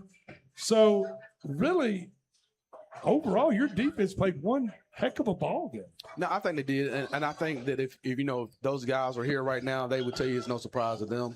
The 11 guys who put out first, we got a handful of guys that substitute roll in, and on our defense that we had high expectations. I think a lot of those guys would have told you they expected a shutout. They play well, man. I'm very proud of all of those guys, man. Starting up front with the guys. We got a lot of seniors up front, but we also got seniors on the back end, and so we got a couple of guys that are sophomores that haven't played a ton of snaps. It was their first game, and I if I'm being honest, the eyes got a little wide out there. It's the first time being in that kind of a hostile environment and whatnot, but they got better as the game went on. And I think they're going to be much better just for having that game, in the rear view now. And so I really was pleased, other than literally a couple of drives, with how our defense played overall. There was plays here and there, but like I said, we kind of shot ourselves in the foot on the first drive. Summit may have earned one of those touchdowns, and we had a block punt that they scored on that we can't do much about defensively. And so other than that, I feel like we played well defensively. Now, I think that's the thing that's also frustrating is, we talk about whether it's Jonah or Kaysen. I think our QB running back duo played well, and as Kaysen talked about, our offensive line played well. I would say that we had a lot of bright spots in the game. For it to be 21-7, it's kind of, I'm going through the film, looking through it, and I'm like, hey, man, it's just, we had trip in the red zone, and, couldn't convert. We had a field goal that we didn't even get to, we had a snap hold set up that didn't go well. And so, we got to, again, when we get an opportunity to take those points, we got to take them. When we get an opportunity to keep the points off the board, we got to take them. And that was really the difference in the game. The Summit was able to capitalize in some very key moments. And well, we didn't. We moved the ball, especially on the ground. We moved the ball. And then Jonah did a great job, as you're talking about him being a sophomore quarterback, of taking care of the football. And that's the number one thing. We know he can throw. We know he can run. But we want to make sure he's taking care of the football, and he showed us really all summer, but he showed us in that summer game he can take care of the football as well. And I think we'll get those things to convert into touchdowns here soon. Your last two games against Summit, right? Last year you were within basically one score. This year there were a couple the block punt. There were some mental errors on defense to give them some uncontested yards, set them up for an early touchdown. You got Jonah's sophomore quarterback next year, Coach. I'm gonna step out. I'm gonna step out there. Yeah. I'm gonna give a prediction. I say Summit will be at Spring Hill, right? The game's played on your campus. Yeah. I'm gonna predict you all beat them. I'm just saying. Here today. It's that time. I believe. And I think you've been working your way up Chipping there. away. And I think next year, Summit is going to go down. Yeah, I agree. Appreciate it. Let's hope so. And Coach Taylor, of course, I got to throw this in. I believe I was on the last team to beat Summit at Spring Hill High School, so you guys can change that next year if that holds true, like Drake's prediction holds true. But this upcoming game. How many times have you heard that? How many times have you heard that? Just a few. I'm just trying to contextualize. That is important. I think it's like that is important. It's not like I'm just throwing random stuff in here. It is important. Another thing that's important, though, they play Richland, which is a team that I played as well when I was at Spring Hill. Coach, they're a 1A school, but Spring Hill, you guys can't go into the game thinking that they're 1A. You got a cakewalk, anything like that, because I know. The guys that I played with, we went down there to Linville. They thought, I had some teammates that thought we were just going to be able to walk in and win the game just by intimidation. And those guys came out and smacked us in the mouth. And Coach Brown can attest to this. A couple guys got heated at halftime and were very disappointed with the way we were playing and upset. And we had to come back and win that game. So what is your mindset headed into the Raiders versus Raiders battle this Friday? Right. So I would say, first of all, I think kind of what you're talking about may have happened last season when we played Richland. Okay. I think we overlooked them a little bit. So I would be very surprised if we did that this season, that we overlooked them. They're a good football team. They're well coached. Whatever size, whatever classification they're in, you cannot tell that to their offensive line. All right, those guys are massive. And so They have a big old offensive line. They want to, they like to, they want to punish you. And so that's been the message to our team defensively is, hey, we're going to choose violence. We're going to take the fight to Richmond. And then, offensively, I think we can score. We just, again, take care of the football, do what we do, kind of own the game, own the time of possession, we want to have more snaps, get off the field defensively, and then we can run the football too. Yeah. And we want to take advantage and do those kind of things. And so, I think our guys are ready. I think they know what's at stake here, and we got to prove to be the kind of team we've talked about being, the kind of team we've worked to be. We need to prove that we can be that team. So I think they're looking forward to doing that. We've had good practices this week. All right, both of you coaches can talk to this next question I've got. How important to this team with a young quarterback, and we keep going back to you, Jonah, because you're in the 10th grade. You're not a junior or senior. You're a younger quarterback. But how important is it to get that first win under your belt? I think it's important for team morale. You get that first win, you start off, especially for your first home win, it starts off with the kind of team morale. You go into the next week of practice knowing you got the win under your belt, knowing what it takes to win. I think that's just the biggest thing for us right now. I would agree. Same thing. We know who we are, but getting that morale, not having to worry about, hey, when's that first win coming? We did that last year. Had to wait for a few weeks for our first win, and that wasn't something we wanted to do. Practice is fresher. It's more fun if you already got that win under your belt. And we know at the end of the day, this is a non-region game. We're gearing up for region play for sure, but we do want to go out and compete. We want to go out and win. We want to go out and dominate. And so I just look forward to seeing these guys take that opportunity in front of them and go out there and do it. And so, we don't have to, we get back in that locker room when the game's over with, and, we can, as winners. And that's really the thing. We know we got a tough out in front of us. Yeah. 1-1. Yeah. Absolutely. Now, I had a question in mind. Friday night. And you players, you guys can jump in here. Out of all you Spring Hill folks right here, name a player that surprised you the most Friday night. It might not be Jonah. It might not be. Let's just throw them out of the mix. But name a player that surprised you the most on Friday night with his play. I don't know how many surprises I had. I will take this opportunity to shout out another sophomore defensively in Khalil Hardison, and he's a linebacker safety for us. He's a excellent player. I've got to watch him grow up, and I knew his opportunity. He was just waiting on the opportunity to come. He's got it this year in his sophomore year. He also plays a running back, and he had a few carries Friday night. He did well with those few carries he had at running back. But he made some really good tackles, physical tackles. He stayed engaged. He made some sophomore mistakes, if I'm being honest. But he stayed engaged with the coaching staff. And, hey, what can I do here? Asking right questions. Very mature. I'll say that, man. Khalil he's a 4.0 student, man. I'm so proud of the maturity level that he brings to this football team as a sophomore. He don't look like one. He doesn't act like one. He's just a really, really good football player and a great kid. Yeah, so I don't know that it was a surprise, but I was proud to see him have the amount of success early. Okay, sure. Coach Wright, anybody stand out to you? I will say for the offensive side of the ball, Marcus Chappell, he is a junior, our S-back tight end position. He moved from left tackle to S-back this year, and this is the first time playing. And he had some rocky starts in the first half, but in the second half, he was filling the blocks, making the right assignments, hitting the hole right, and just doing what we need to do on offense. Okay. Yeah. What about you guys? Any teammates of yours that you want to give a shout out to? I want to kind of piggyback off Coach. Definitely Khalil, and also Austin, his son. Those dudes they're textbook. I call them textbook because they're textbook. Their tackles are beautiful, and I love to see fundamentally them play. So fundamental, and I love watching them play defense, man. It's really fun to watch. Casey, anybody? I would probably say Isaiah Rue Santos had him a good night on Friday. That's the big dude. That's 330. That's big sir. country. What did you have a nickname for him? Sorry. We got to come up with a nickname for him. Do you have one? We call him IRS.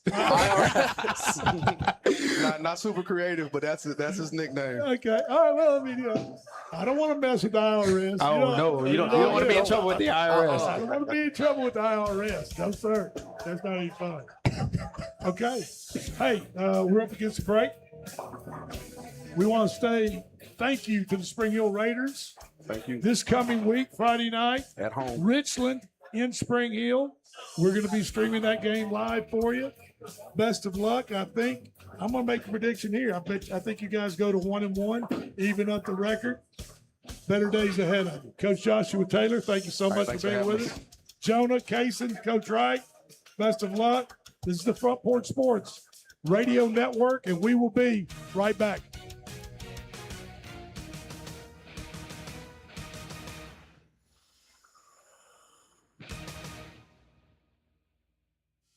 At Umamua MD, Spring Hill's newest physician-led med spa, it's about restoring balance to your body, mind, and soul. From weight loss support, revitalizing IV therapies, to anti-aging, our services are designed to help you feel renewed, confident, and whole. At Umamua MD, consults with our medical director ensure safe and personalized results. Book today at umamd.com and step forward radiant, restored, and confident.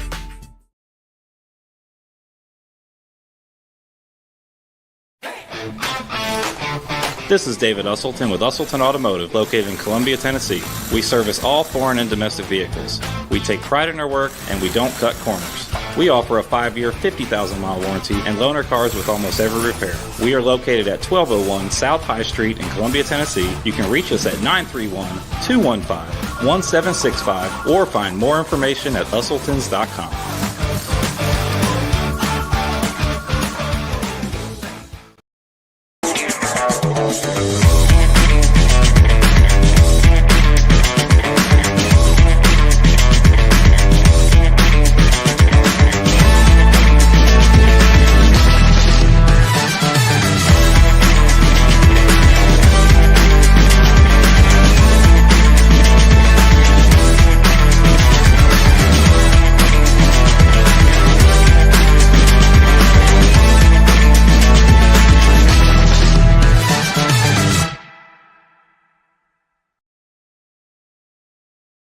Discover Prime and Pint in downtown Columbia, where great food meets great company. Join us for weekly specials. Tuesday is Texas Tuesday, with a rotating menu that gives back to local causes. Wednesday is half-off burgers and pints all day long. And on Thursday, don't miss our prime rib dinner carved fresh by our chef. Make your night memorable at Prime and Pint, 105 East 6th Street, Columbia. Prime and Pint Butchery and Public House.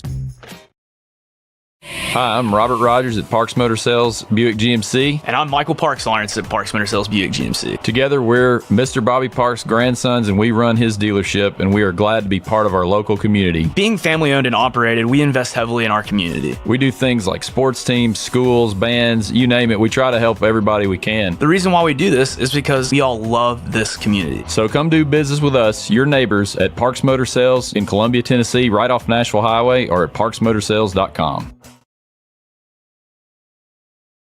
In our connected world, a strong, reliable internet connection isn't just a luxury, it's a lifeline. For work, for school, for staying in touch. That's why when you need assistance, you want someone you can trust. Someone who knows your community and understands the unique needs of your neighborhood.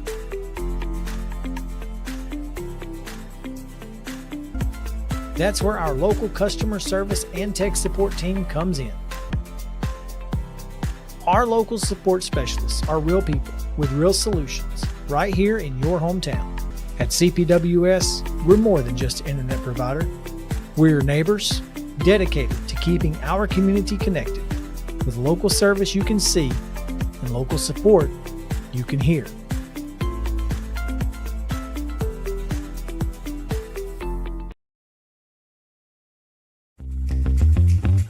This is Garrett Schrader at Priority Motor Cars. Are you looking for a better way to buy a used car? Come see us. We're family owned, and we believe every customer deserves honesty, quality, and a hassle-free experience. Every vehicle is carefully selected, competitively priced, and backed by the kind of service you'd expect from your neighbors, not your strangers. Plus, we're always looking to buy quality vehicles, even if you don't buy one from us. Visit Priority Motor Cars today, where integrity comes standard, right across from the Murray County Judicial Center, or online at PriorityMotorCars.com.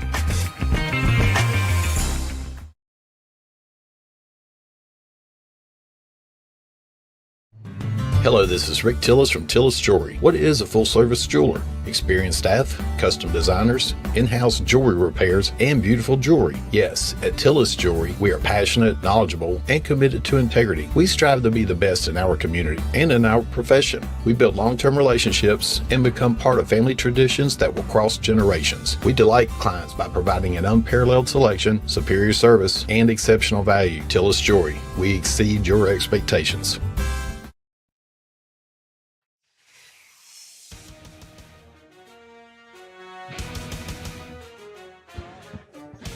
And we are back. This is the Maury County Public School Coaches Show, and we are live from Tenn Pinn Alley in conjunction with CPWS Internet, Maury County Public Schools, Buffalo Wild Wings. A lot of different things. We're back and better than ever. A lot of different folks involved in this show. Thank you for being with us. We have Columbia Central High School Lions up next. Coach Tredarius Goff and a couple of players. But first, we want to talk about what we've got going on the rest of the night.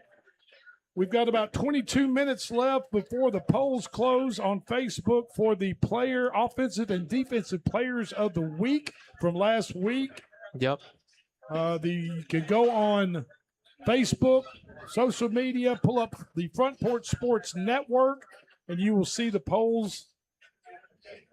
Yeah, they should be at the top of the page. On those sites, and you can vote accordingly. The winner gets those bowling pins here on the screen, folks. The polling shuts down at 8 o'clock. Also, we will be having a trivia contest for people right here in Tenn Pinn Alley and be giving away some gift bags for that, along with our offensive and defensive high school, Maury County Public School high school players of the week. So I'm excited. Yeah, that's just kind of a little update. I'm pumped up, man. Yeah, we're having a great time. We're going to have Columbia Central up. We're going to take a little short break and then bring the Lions up here. But we wanted to update you guys on what's going on. Lions had a big win last week over Dixon County. Dixon County, yeah. A revenge win over last year's where they had a couple of kick returns that cost them the game. First game of the season.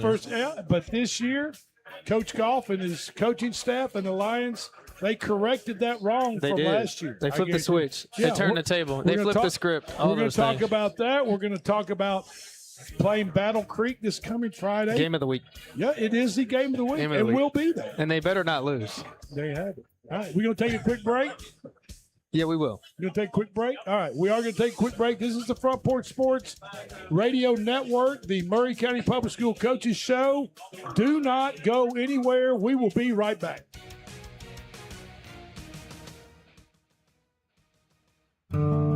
Hi, I'm Matt Perales, manager of Maury County Equipment. We help you with all your agriculture and construction equipment needs. We carry a full line of New Holland tractors from compacts to high horsepower. We have a full line of Gravely mowing equipment. We also have New Holland construction equipment, attachments, and accessories for your tractors and a complete parts department. We are locally owned and operated. Come see us at 1075 North James Campbell Boulevard or learn about us on Facebook or contact us at 931-490-8183.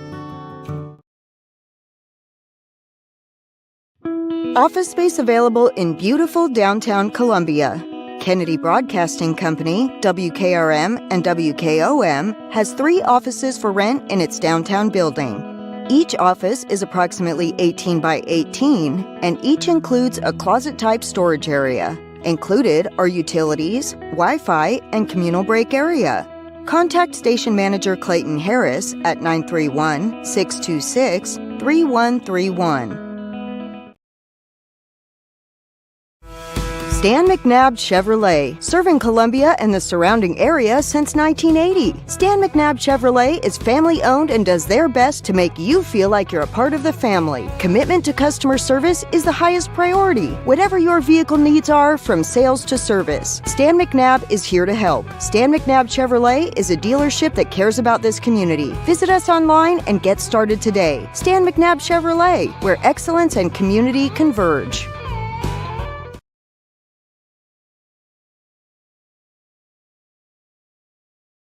When it comes to your internet, you shouldn't have to talk to a robot or someone halfway across the globe. At CPWS, you don't. We live and work right here in Columbia, providing local support you can trust and service that's built into the heart of our community. Right now, it's never been easier to make the switch. New customers can get CPWS Internet for just $50 a month.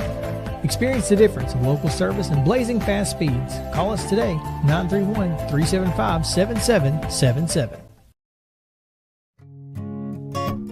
Hey, this is Trip Stoltz, owner of Columbia Ace Hardware. We are excited to announce that we have completely remodeled our store.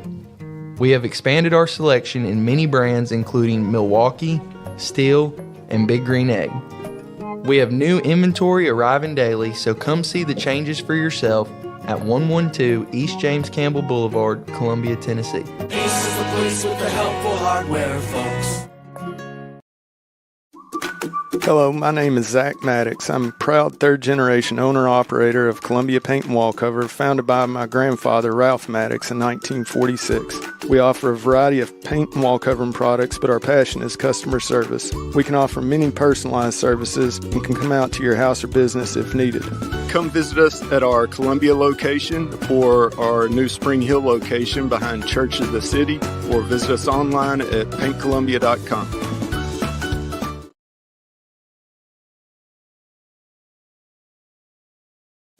Got wings? Alex's Tacos and Wings, winner of the best Mexican food and tacos in Murray County. But did you know that we also have all kinds of the best chicken wings? What's your favorite flavor? Like 'em hot? Pair your meal with a drink from the bar. Delicious food for the entire family is moments away. Alex's Tacos and Wings, 2202 Circle Drive in Columbia. Visit alexstacosandwings.com or check us out on Facebook. Alex's Tacos and Wings. Come take a bite.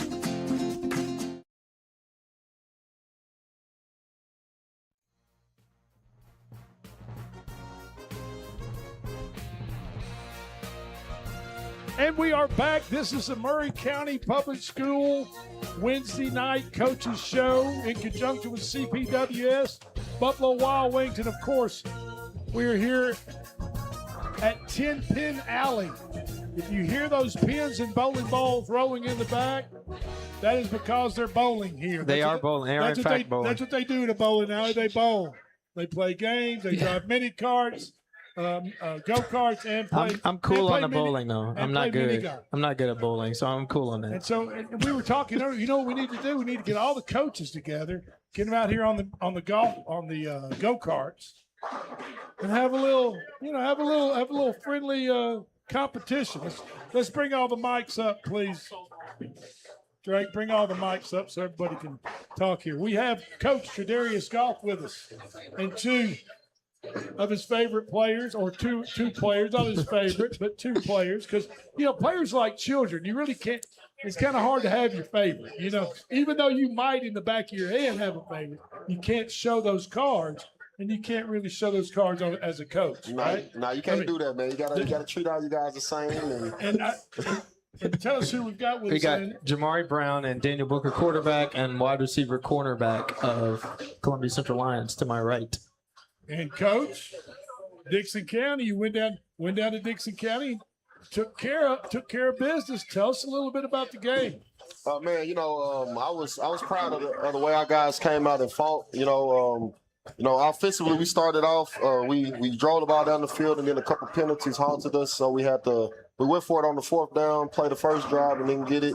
And then the second drive, same situation, got down there, stalled out, and went to kick a field goal, and we missed the field goal. But luckily, our defense, they played lights out all night long.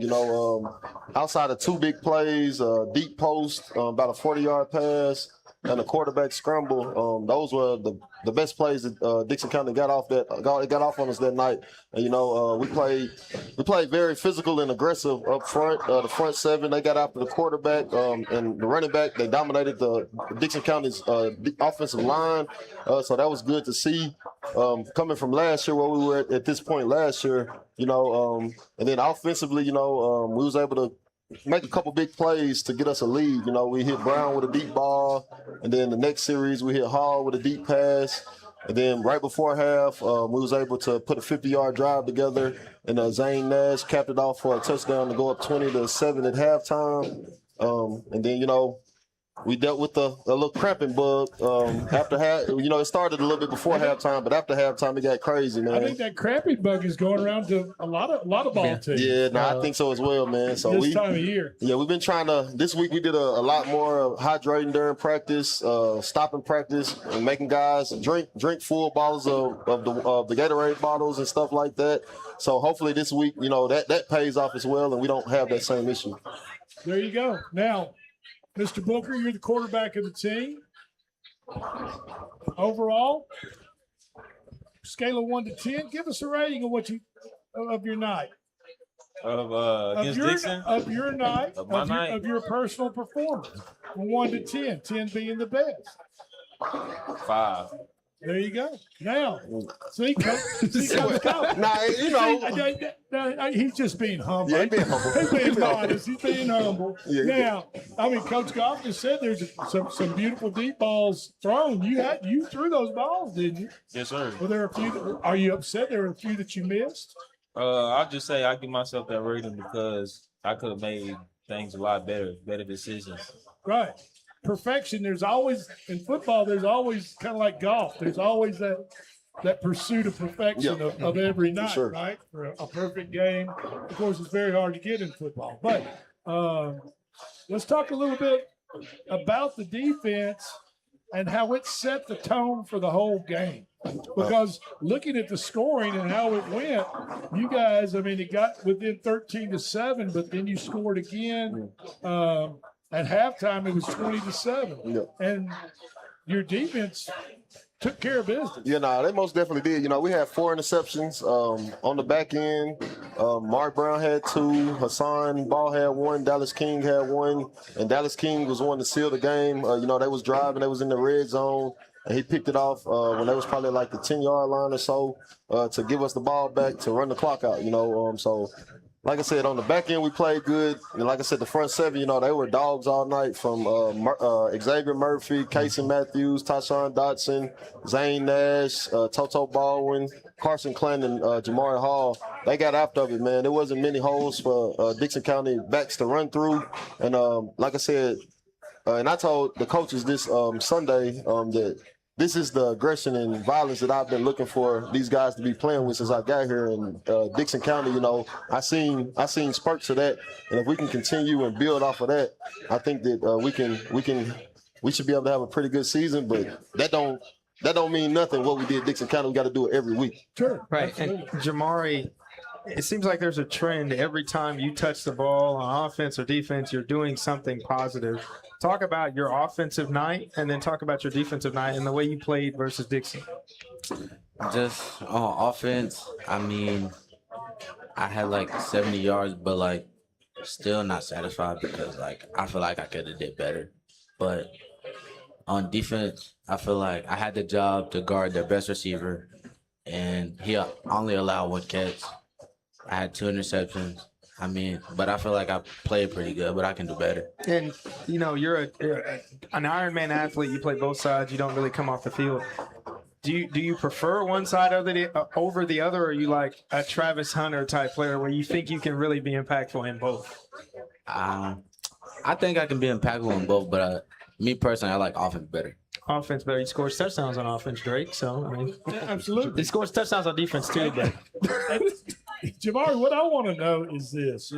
You guys have been hitting each other all summer long, right? Yes, sir. Hitting your own teammates. Finally, you get to go down to Dixon County. Of course, you had the Jamboree. But as far as just a full quarter game, you get to go out there and play defense when you're not playing offense and hit people with a different jersey on. Just talk about being a defensive player, hitting somebody else that you don't know in a different type of jersey other than your teammates, and how exciting that is, and how, does it fire you up? Yes, sir. Me hitting somebody else is I feel like it's fun because I get to take my anger out on somebody else instead of my teammates. Yeah. Daniel, you ever been hit by Jamar? I don't think so. and you probably don't want to be. I wouldn't imagine. No, I wouldn't want to get hit by my own teammates, man. And so, Jamar, when you're talking about defense and shutting down the best wide receiver, and Coach Goff, I mean, your defensive coaches, they put Mr. Brown on the best wide receiver for a reason. Yeah, that was going into the meetings on Sunday. What if this happens with 12? I'm not worried about 12. Jamari got him. That's what that was my statement to the coaches. And then Monday we got to practice. Was it Monday? We had him following him around, and one time he went to the slot. What I'm supposed to do, So we got through that, and once we got past that, Jamar, he's the type of kid, man. Once he get out there, he gonna play. He gonna step up to the whatever level of competition he's going at. That's what he gonna play. That's what he gonna do, man. And I hadn't seen anybody on the football field get the best of him. That kid was an all county, all region receiver and everything. For Dixon County last year, and that was supposed to be that guy. And he stepped up to the challenge. He, like you said, he locked him up for the most part. He got one catch, and then he caught a deep pass. He caught the only touchdown pass, but he wasn't guarding him. He was at the number 2 receiver and just ran a deep post. But overall, I'm comfortable if another team has a receiver that's supposed to be the guy, putting Brown on him. And as long as he don't cramp up on me, we good. Now, Mr. Booker, you're an offensive player. Yes, sir. Do you feel the same way Coach Goff is when you see Jamari Brown on their best offensive player or their best wide receiver? You know that your teammates got that covered, and you're not worried about that. Definitely. I believe my guys can beat any other team's guys one-on-one. It's as simple as that. Ain't nobody I believe ain't nobody gonna beat our guys one-on-one. And then on the offensive side, he takes care of business on the defensive side and the offensive side, but then you're the offensive guy. You make the offense go like it's supposed to go and execute. And if you do your job and they do their job on defense, there's no telling where this team could go this year. That's right. I mean, Coach Goff, you knocked down Dixon County. That's their region foe, right? Well, not in our region, they're just a rivalry that's been. I think we were their first athletic event in school history. They were the old district. That was the old district. Yeah. Okay, but they're not in your region. No, they're not in our region anymore. No. Okay, but getting that first win under your belt. Yeah. It's a lot better feeling this year than it was around this time last year. Right. Exactly right. We came into the game. We thought that we were who we were, and they punched us in the mouth and they gave it to us. And we grew because of it. Though we were better.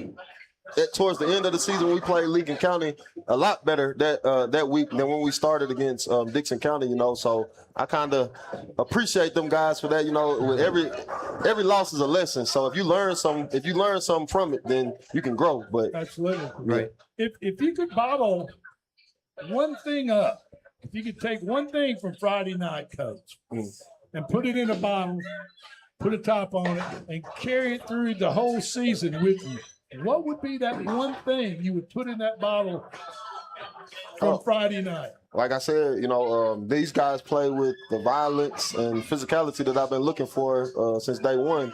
So I would definitely put that in the bottle and bottle it up because I feel like being physical, that's how you win games. And what do you attribute that to? What do you attribute this year's violence and physicality to? Is it the culture that is of your coaching style and your coaching staff that is catching on now, that is instilled in the heads of the players? I would like to think so. Going into year 4, like I told these guys, this is year 4 with Daniel's group. We came in together. Outside of myself, the coaches we have as well. We have a good coaching staff. We have multiple head coaches on our staff and guys who's plenty of years in the coaching field, as well as Coach Ryan Nutt in the weight room, man. Yeah. We live in the weight room, and he breeds being a beast, being a killer, and these guys buying into what all coaches are preaching, and they're starting to see it play out in front of them. So hopefully it just continues to be contagious and it grows and festers into everybody. Yeah, and Daniel, you told me, before this show and before the season started, you were looking to involve Jamari Hall more on offense this year. Jamari Hall had like an 80-yard reception. Talk about him and some of the new offensive weapons you guys have that maybe not a lot of people may know about, but headed into this year, they're going to make some plays on that side of the ball. Oh man, yeah, definitely. You know, our offense was scheming, man, and I told Maury Hall the week before the game, I told him, I said, I'm gonna get you one first game. You feel me?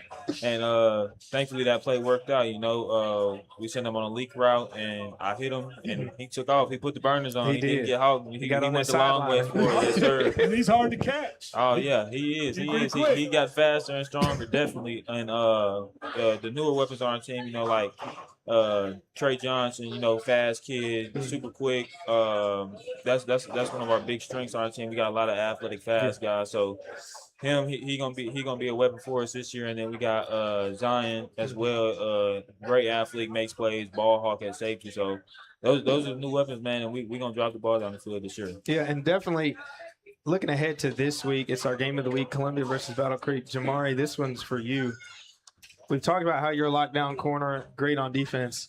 Everybody knows, and if they don't know, I'm going to let everybody know, you're going to be guarding Stanley Williams Jr. Probably, if I would predict. Talk about what you're feeling headed into that matchup. In my opinion, two of the best players on the edge, in the county, receiver and DB wise. I mean, you got to tune in. Talk about that.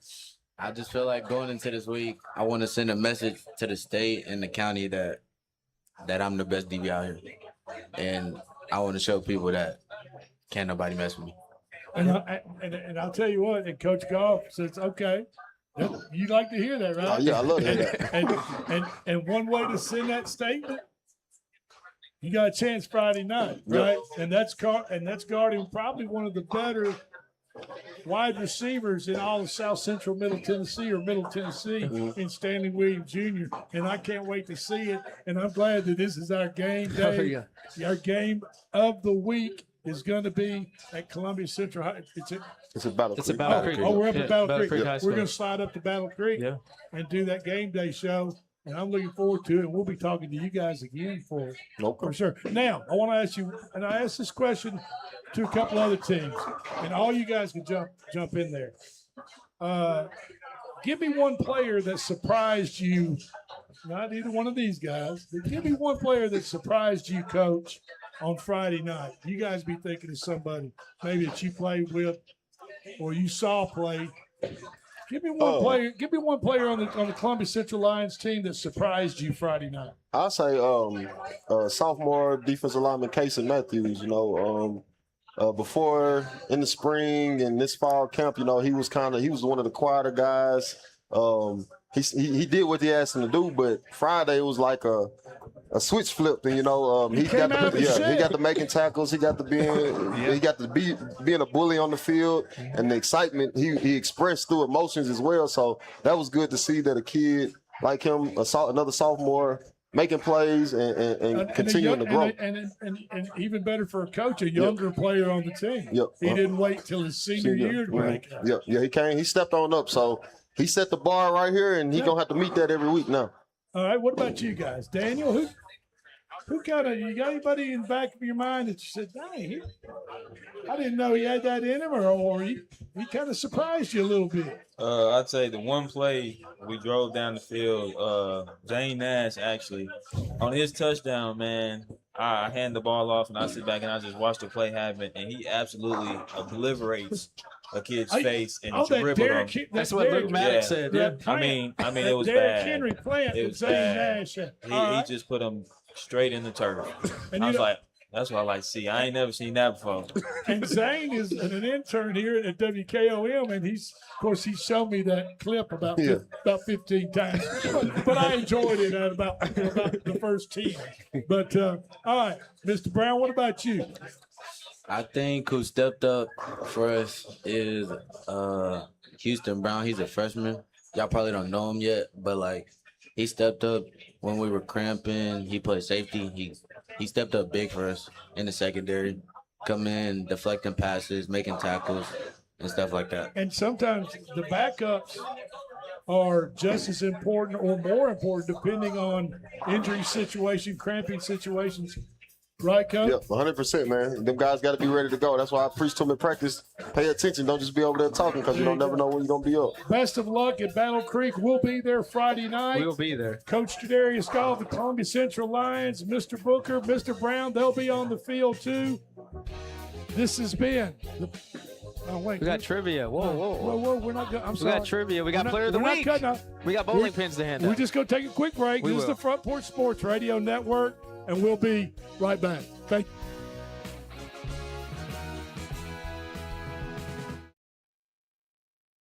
Hey, this is Austin Walker. And this is Kirsten Walker. We are the owners of Walker's Wholesale. We specialize in home improvement overstock and liquidations. We carry a variety of products from tools, appliances, patio furniture, lawn and garden, kitchen and bath, lighting, and so much more. We price everything 30 to 70% off retail prices. Whether you're building, remodeling, or just looking for a good deal, we've got something for everyone. Come visit us at 201 Wayne Street, Columbia, Tennessee, and follow our Facebook page to stay up to date. Walker's Wholesale. Quality products at discounted prices.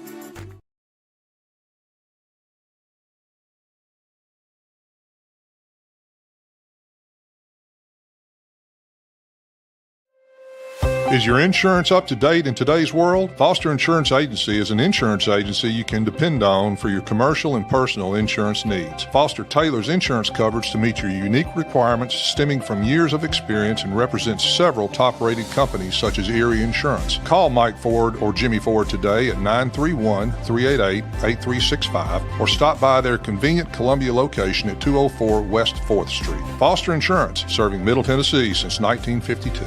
I'm Jimmy Ford, Foster Insurance Agency here in downtown Columbia. We've been here since 1952, located at 204 West 4th Street. We specialize in commercial insurance. We write home, auto, and life insurance. We write anything from your bulldozer to your helicopter, from churches to bars. Come see myself, Mike, Shelby, or Nikki. We'll be happy to take care of you. We specialize in service.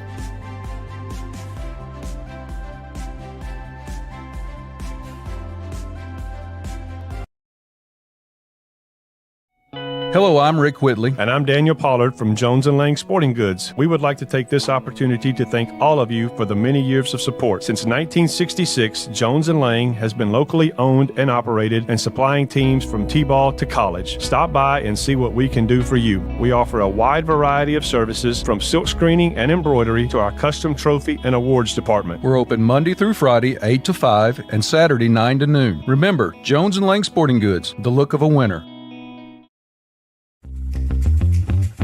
This is Garrett Schrader at Priority Motor Cars. Are you looking for a better way to buy a used car? Come see us. We're family owned and we believe every customer deserves honesty, quality, and a hassle-free experience. Every vehicle is carefully selected, competitively priced, and backed by the kind of service you'd expect from your neighbors, not your strangers. Plus, we're always looking to buy quality vehicles even if you don't buy one from us. Visit Priority Motor Cars today where integrity comes standard, right across from the Maury County Judicial Center or online at PriorityMotorCars.com.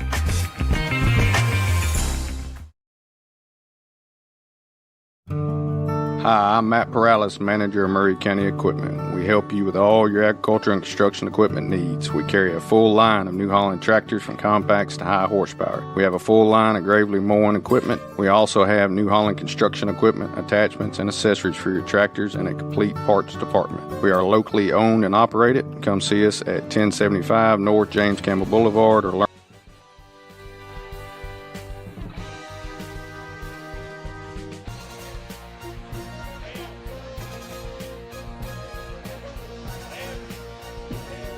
And we are back. This is the Maury County Public Schools Wednesday night.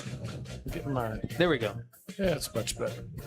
Wednesday night coaches show here at Tenn Pinn Alley. Our first night, first week here at Tenn Pinn Alley. I think it's been a great success. Has been great. We got a couple more things to do here, and it's been great so far. I mean, the coaches, players, wonderful, excellent, all those adjectives to describe everything. Yes. Maury County Public Schools, Tenn Pinn Alley, WKOM. Oh, yeah. CPWS every fourth. And if there's a fifth Wednesday in the month, we're going to be at Spring Hill at the Crossings at Buffalo Wild Wings. B-dubs. Yeah. And we've already come to an agreement with Buffalo Wild Wings. On Friday nights, they're going to be putting the live stream of Maury County Public School football on their screens. In case you can't make it to the ball field, you can sit at Buffalo Wild Wings, enjoy some wings, a burger, whatever you like, and watch high school football. Yeah, I think that sounds like a plan. We've got trivia coming up, so don't go anywhere. The polls have closed for the players of the week from last week's games. Drake has the player of the week announcement. I'll handle trivia. You want to go ahead and get started, Drake? Yeah, what do you want to do first? All right, let's do trivia first. You want to do trivia first? Folks, the way we do trivia is I'll ask the question. Anybody listening or anybody in the comments can tell us the right answer, and you'll win one of these wonderful black gift bags. You can come and get it from the table. You got to tell us the correct answer, though. You got to come up here and tell us the correct answer. Yeah. Now, are there different things in the bag? Actually, I don't know what's in the bag. I don't know what's in the bags either. So I don't know. The first, whoever comes up here first and gets the correct answer, just takes the bag with them. Yeah. And these are football related questions. We try and spice it up. Some related stuff. We got some local stuff. So no, I mean it's not. No, so question number one. Like I said, if you know the answer, please come up here and tell us the correct answer. Question number one: NFL trivia. Who do the Tennessee Titans play in Week 1 of the regular season this year? Who do the Tennessee Titans play in Week 1 of the regular season? Come right up here and tell us who the Titans play Week 1. I'm not a Titans fan, so I don't know the answer. I don't care. I don't care who they play. I mean, I don't. Chris Pointer, he's out of here. Who do the Titans play Week 1 of the NFL regular season? Nobody knows who the Titans play. Nobody knows who the Titans play. We got a whole bunch of fake Titans fans in here. We got a whole bunch of fake. I guess we're not giving away anything tonight. Okay, here goes Coach Davis. New York Jets is the correct answer. New York Jets. Coach Davis of Spring Hill. We have a first winner of tonight, Coach Davis. The Titans' first victim will be first loss. Oh, my bad. I'm sorry. The Titans' first victim will be the New York Jets. I'm sorry. Yeah. So. All right, that's the first trivia question. My aunt is here. She's a Titans fan. She doesn't appreciate that. I know, and she shouldn't appreciate that. she should be mad about that. All right. Trivia question number two. College football. Name the starting quarterback for the 2026 season for any of these teams. Tennessee, Vanderbilt, or Alabama. Name the starter. Please come up here and tell us the starter. Tell us the team and the starter. Tennessee, Faison Brandon. Tennessee and Faison Brandon is the correct answer. Congratulations, my friend. There Congratulations. you go. There you go. We're 2 for 2, Drake. Okay. 2 more bags left. 2 more bags left. I'm going to bring them right up here in front of us. 2 more bags left. Okay. All 2 right, more. Here's the third question. All right. Random. This is kind of random. Name one Tennessee high school football team that played on a nationally televised game on ESPN this weekend. There are 3 options. Gabe Leonard is telling me Baylor, and that's the correct answer. Okay. Everybody knows about Baylor, and they know about David Gabriel Georges because he played on national television, and that dude's a stud. He is. DGG ain't playing. I'm just here to tell you, he's the real deal. He's not playing. All right, this one's a local trivia question. Trivia question number 4. Please come and give us the correct answer up here. Which local player received an offer from the North Texas Mean Green this weekend? You got to come up right up front. We have a runner. We have a runner. We have a runner. Jamari Brown. There we go. There we go. He was just up here. I know. He was just up here. I'm surprised he didn't run up here. Me. Tell you what, the Mean Green, they're mean and they're green. Yeah. That for sure. Okay. And they might get him. All right, Drake, it's player of the week time. First of all, congratulations to all our trivia winners. I'm glad you all have been studying up for that for taking all that time. And congratulations to all our trivia winners. 100%. Those are some tough questions. I'm here to tell you. Here's the most important one, Drake. Okay. The most important. So they get bowling pins. Let's talk about that. The tradition here at the Wednesday night Maury County Public Schools Coaches Show is to award a defensive and offensive player of the week from last week's game. Since we live in a democratic society, these players, I can't reach that, believe it or not. These players were voted on through Facebook, through the Front Porch Sports Network. The community has spoken, Drake. The community, the people have spoken. They have spoken. And this is the result. Player of the week on offense is from the brand new school in Spring Hill, Tennessee, Battle Creek. He is a Grizzly. He is a quarterback. His name is Brody Orton. And Brody, you'll come up here, my friend. You get this beautiful. I like that pin. Somebody gets mad at you, you just whack them over the head. And he gets the game card, too. And you get the game card. Congratulations, my friend. Yeah, Brody. All right. Shout out, Brody. Hopefully first of many. Yes, sir. Now, on to the Defensive Player of the Week. The Defensive Player of the Week hails from Mount Pleasant High School. He's a Tiger. He's a defensive end. And his name is E.J. Dewberry. Yes, sir. Mr. Dewberry, are you in the house? You can come right up here, sir. Yes, sir. Hope this is the first of many. Congratulations, our Defensive Player of the Week. Congrats, dude. Can we have our a round of applause for our Players of the Week? Yeah, Players of the Week. Definitely stick around. We're going to get a picture with you guys. Yeah, we want to get a picture with you guys, so don't run off. Stick around. We'll do that in just a minute. I think we're about to close here, though, Dre. Okay. Well, hey, it's been a great time at Tenn Pinn Alley, along with Maury County Public School Athletic Director Chris Pointer, who set all this up for us. The folks at Tenn Pinn Alley have taken great care of us. This coaches show is only going to get bigger and better every single week. We certainly appreciate everybody coming out supporting these high school players in your community. And for Landon Seacrest, I'm Drake Colley. This has been the Front Porch Sports Network, Maury County Public School Wednesday Coaches Show. We'll be back next week. Tune in Friday for the game day of the week. Battle Creek is hosting Columbia Central on Friday. Have a great night, and we will talk to you then.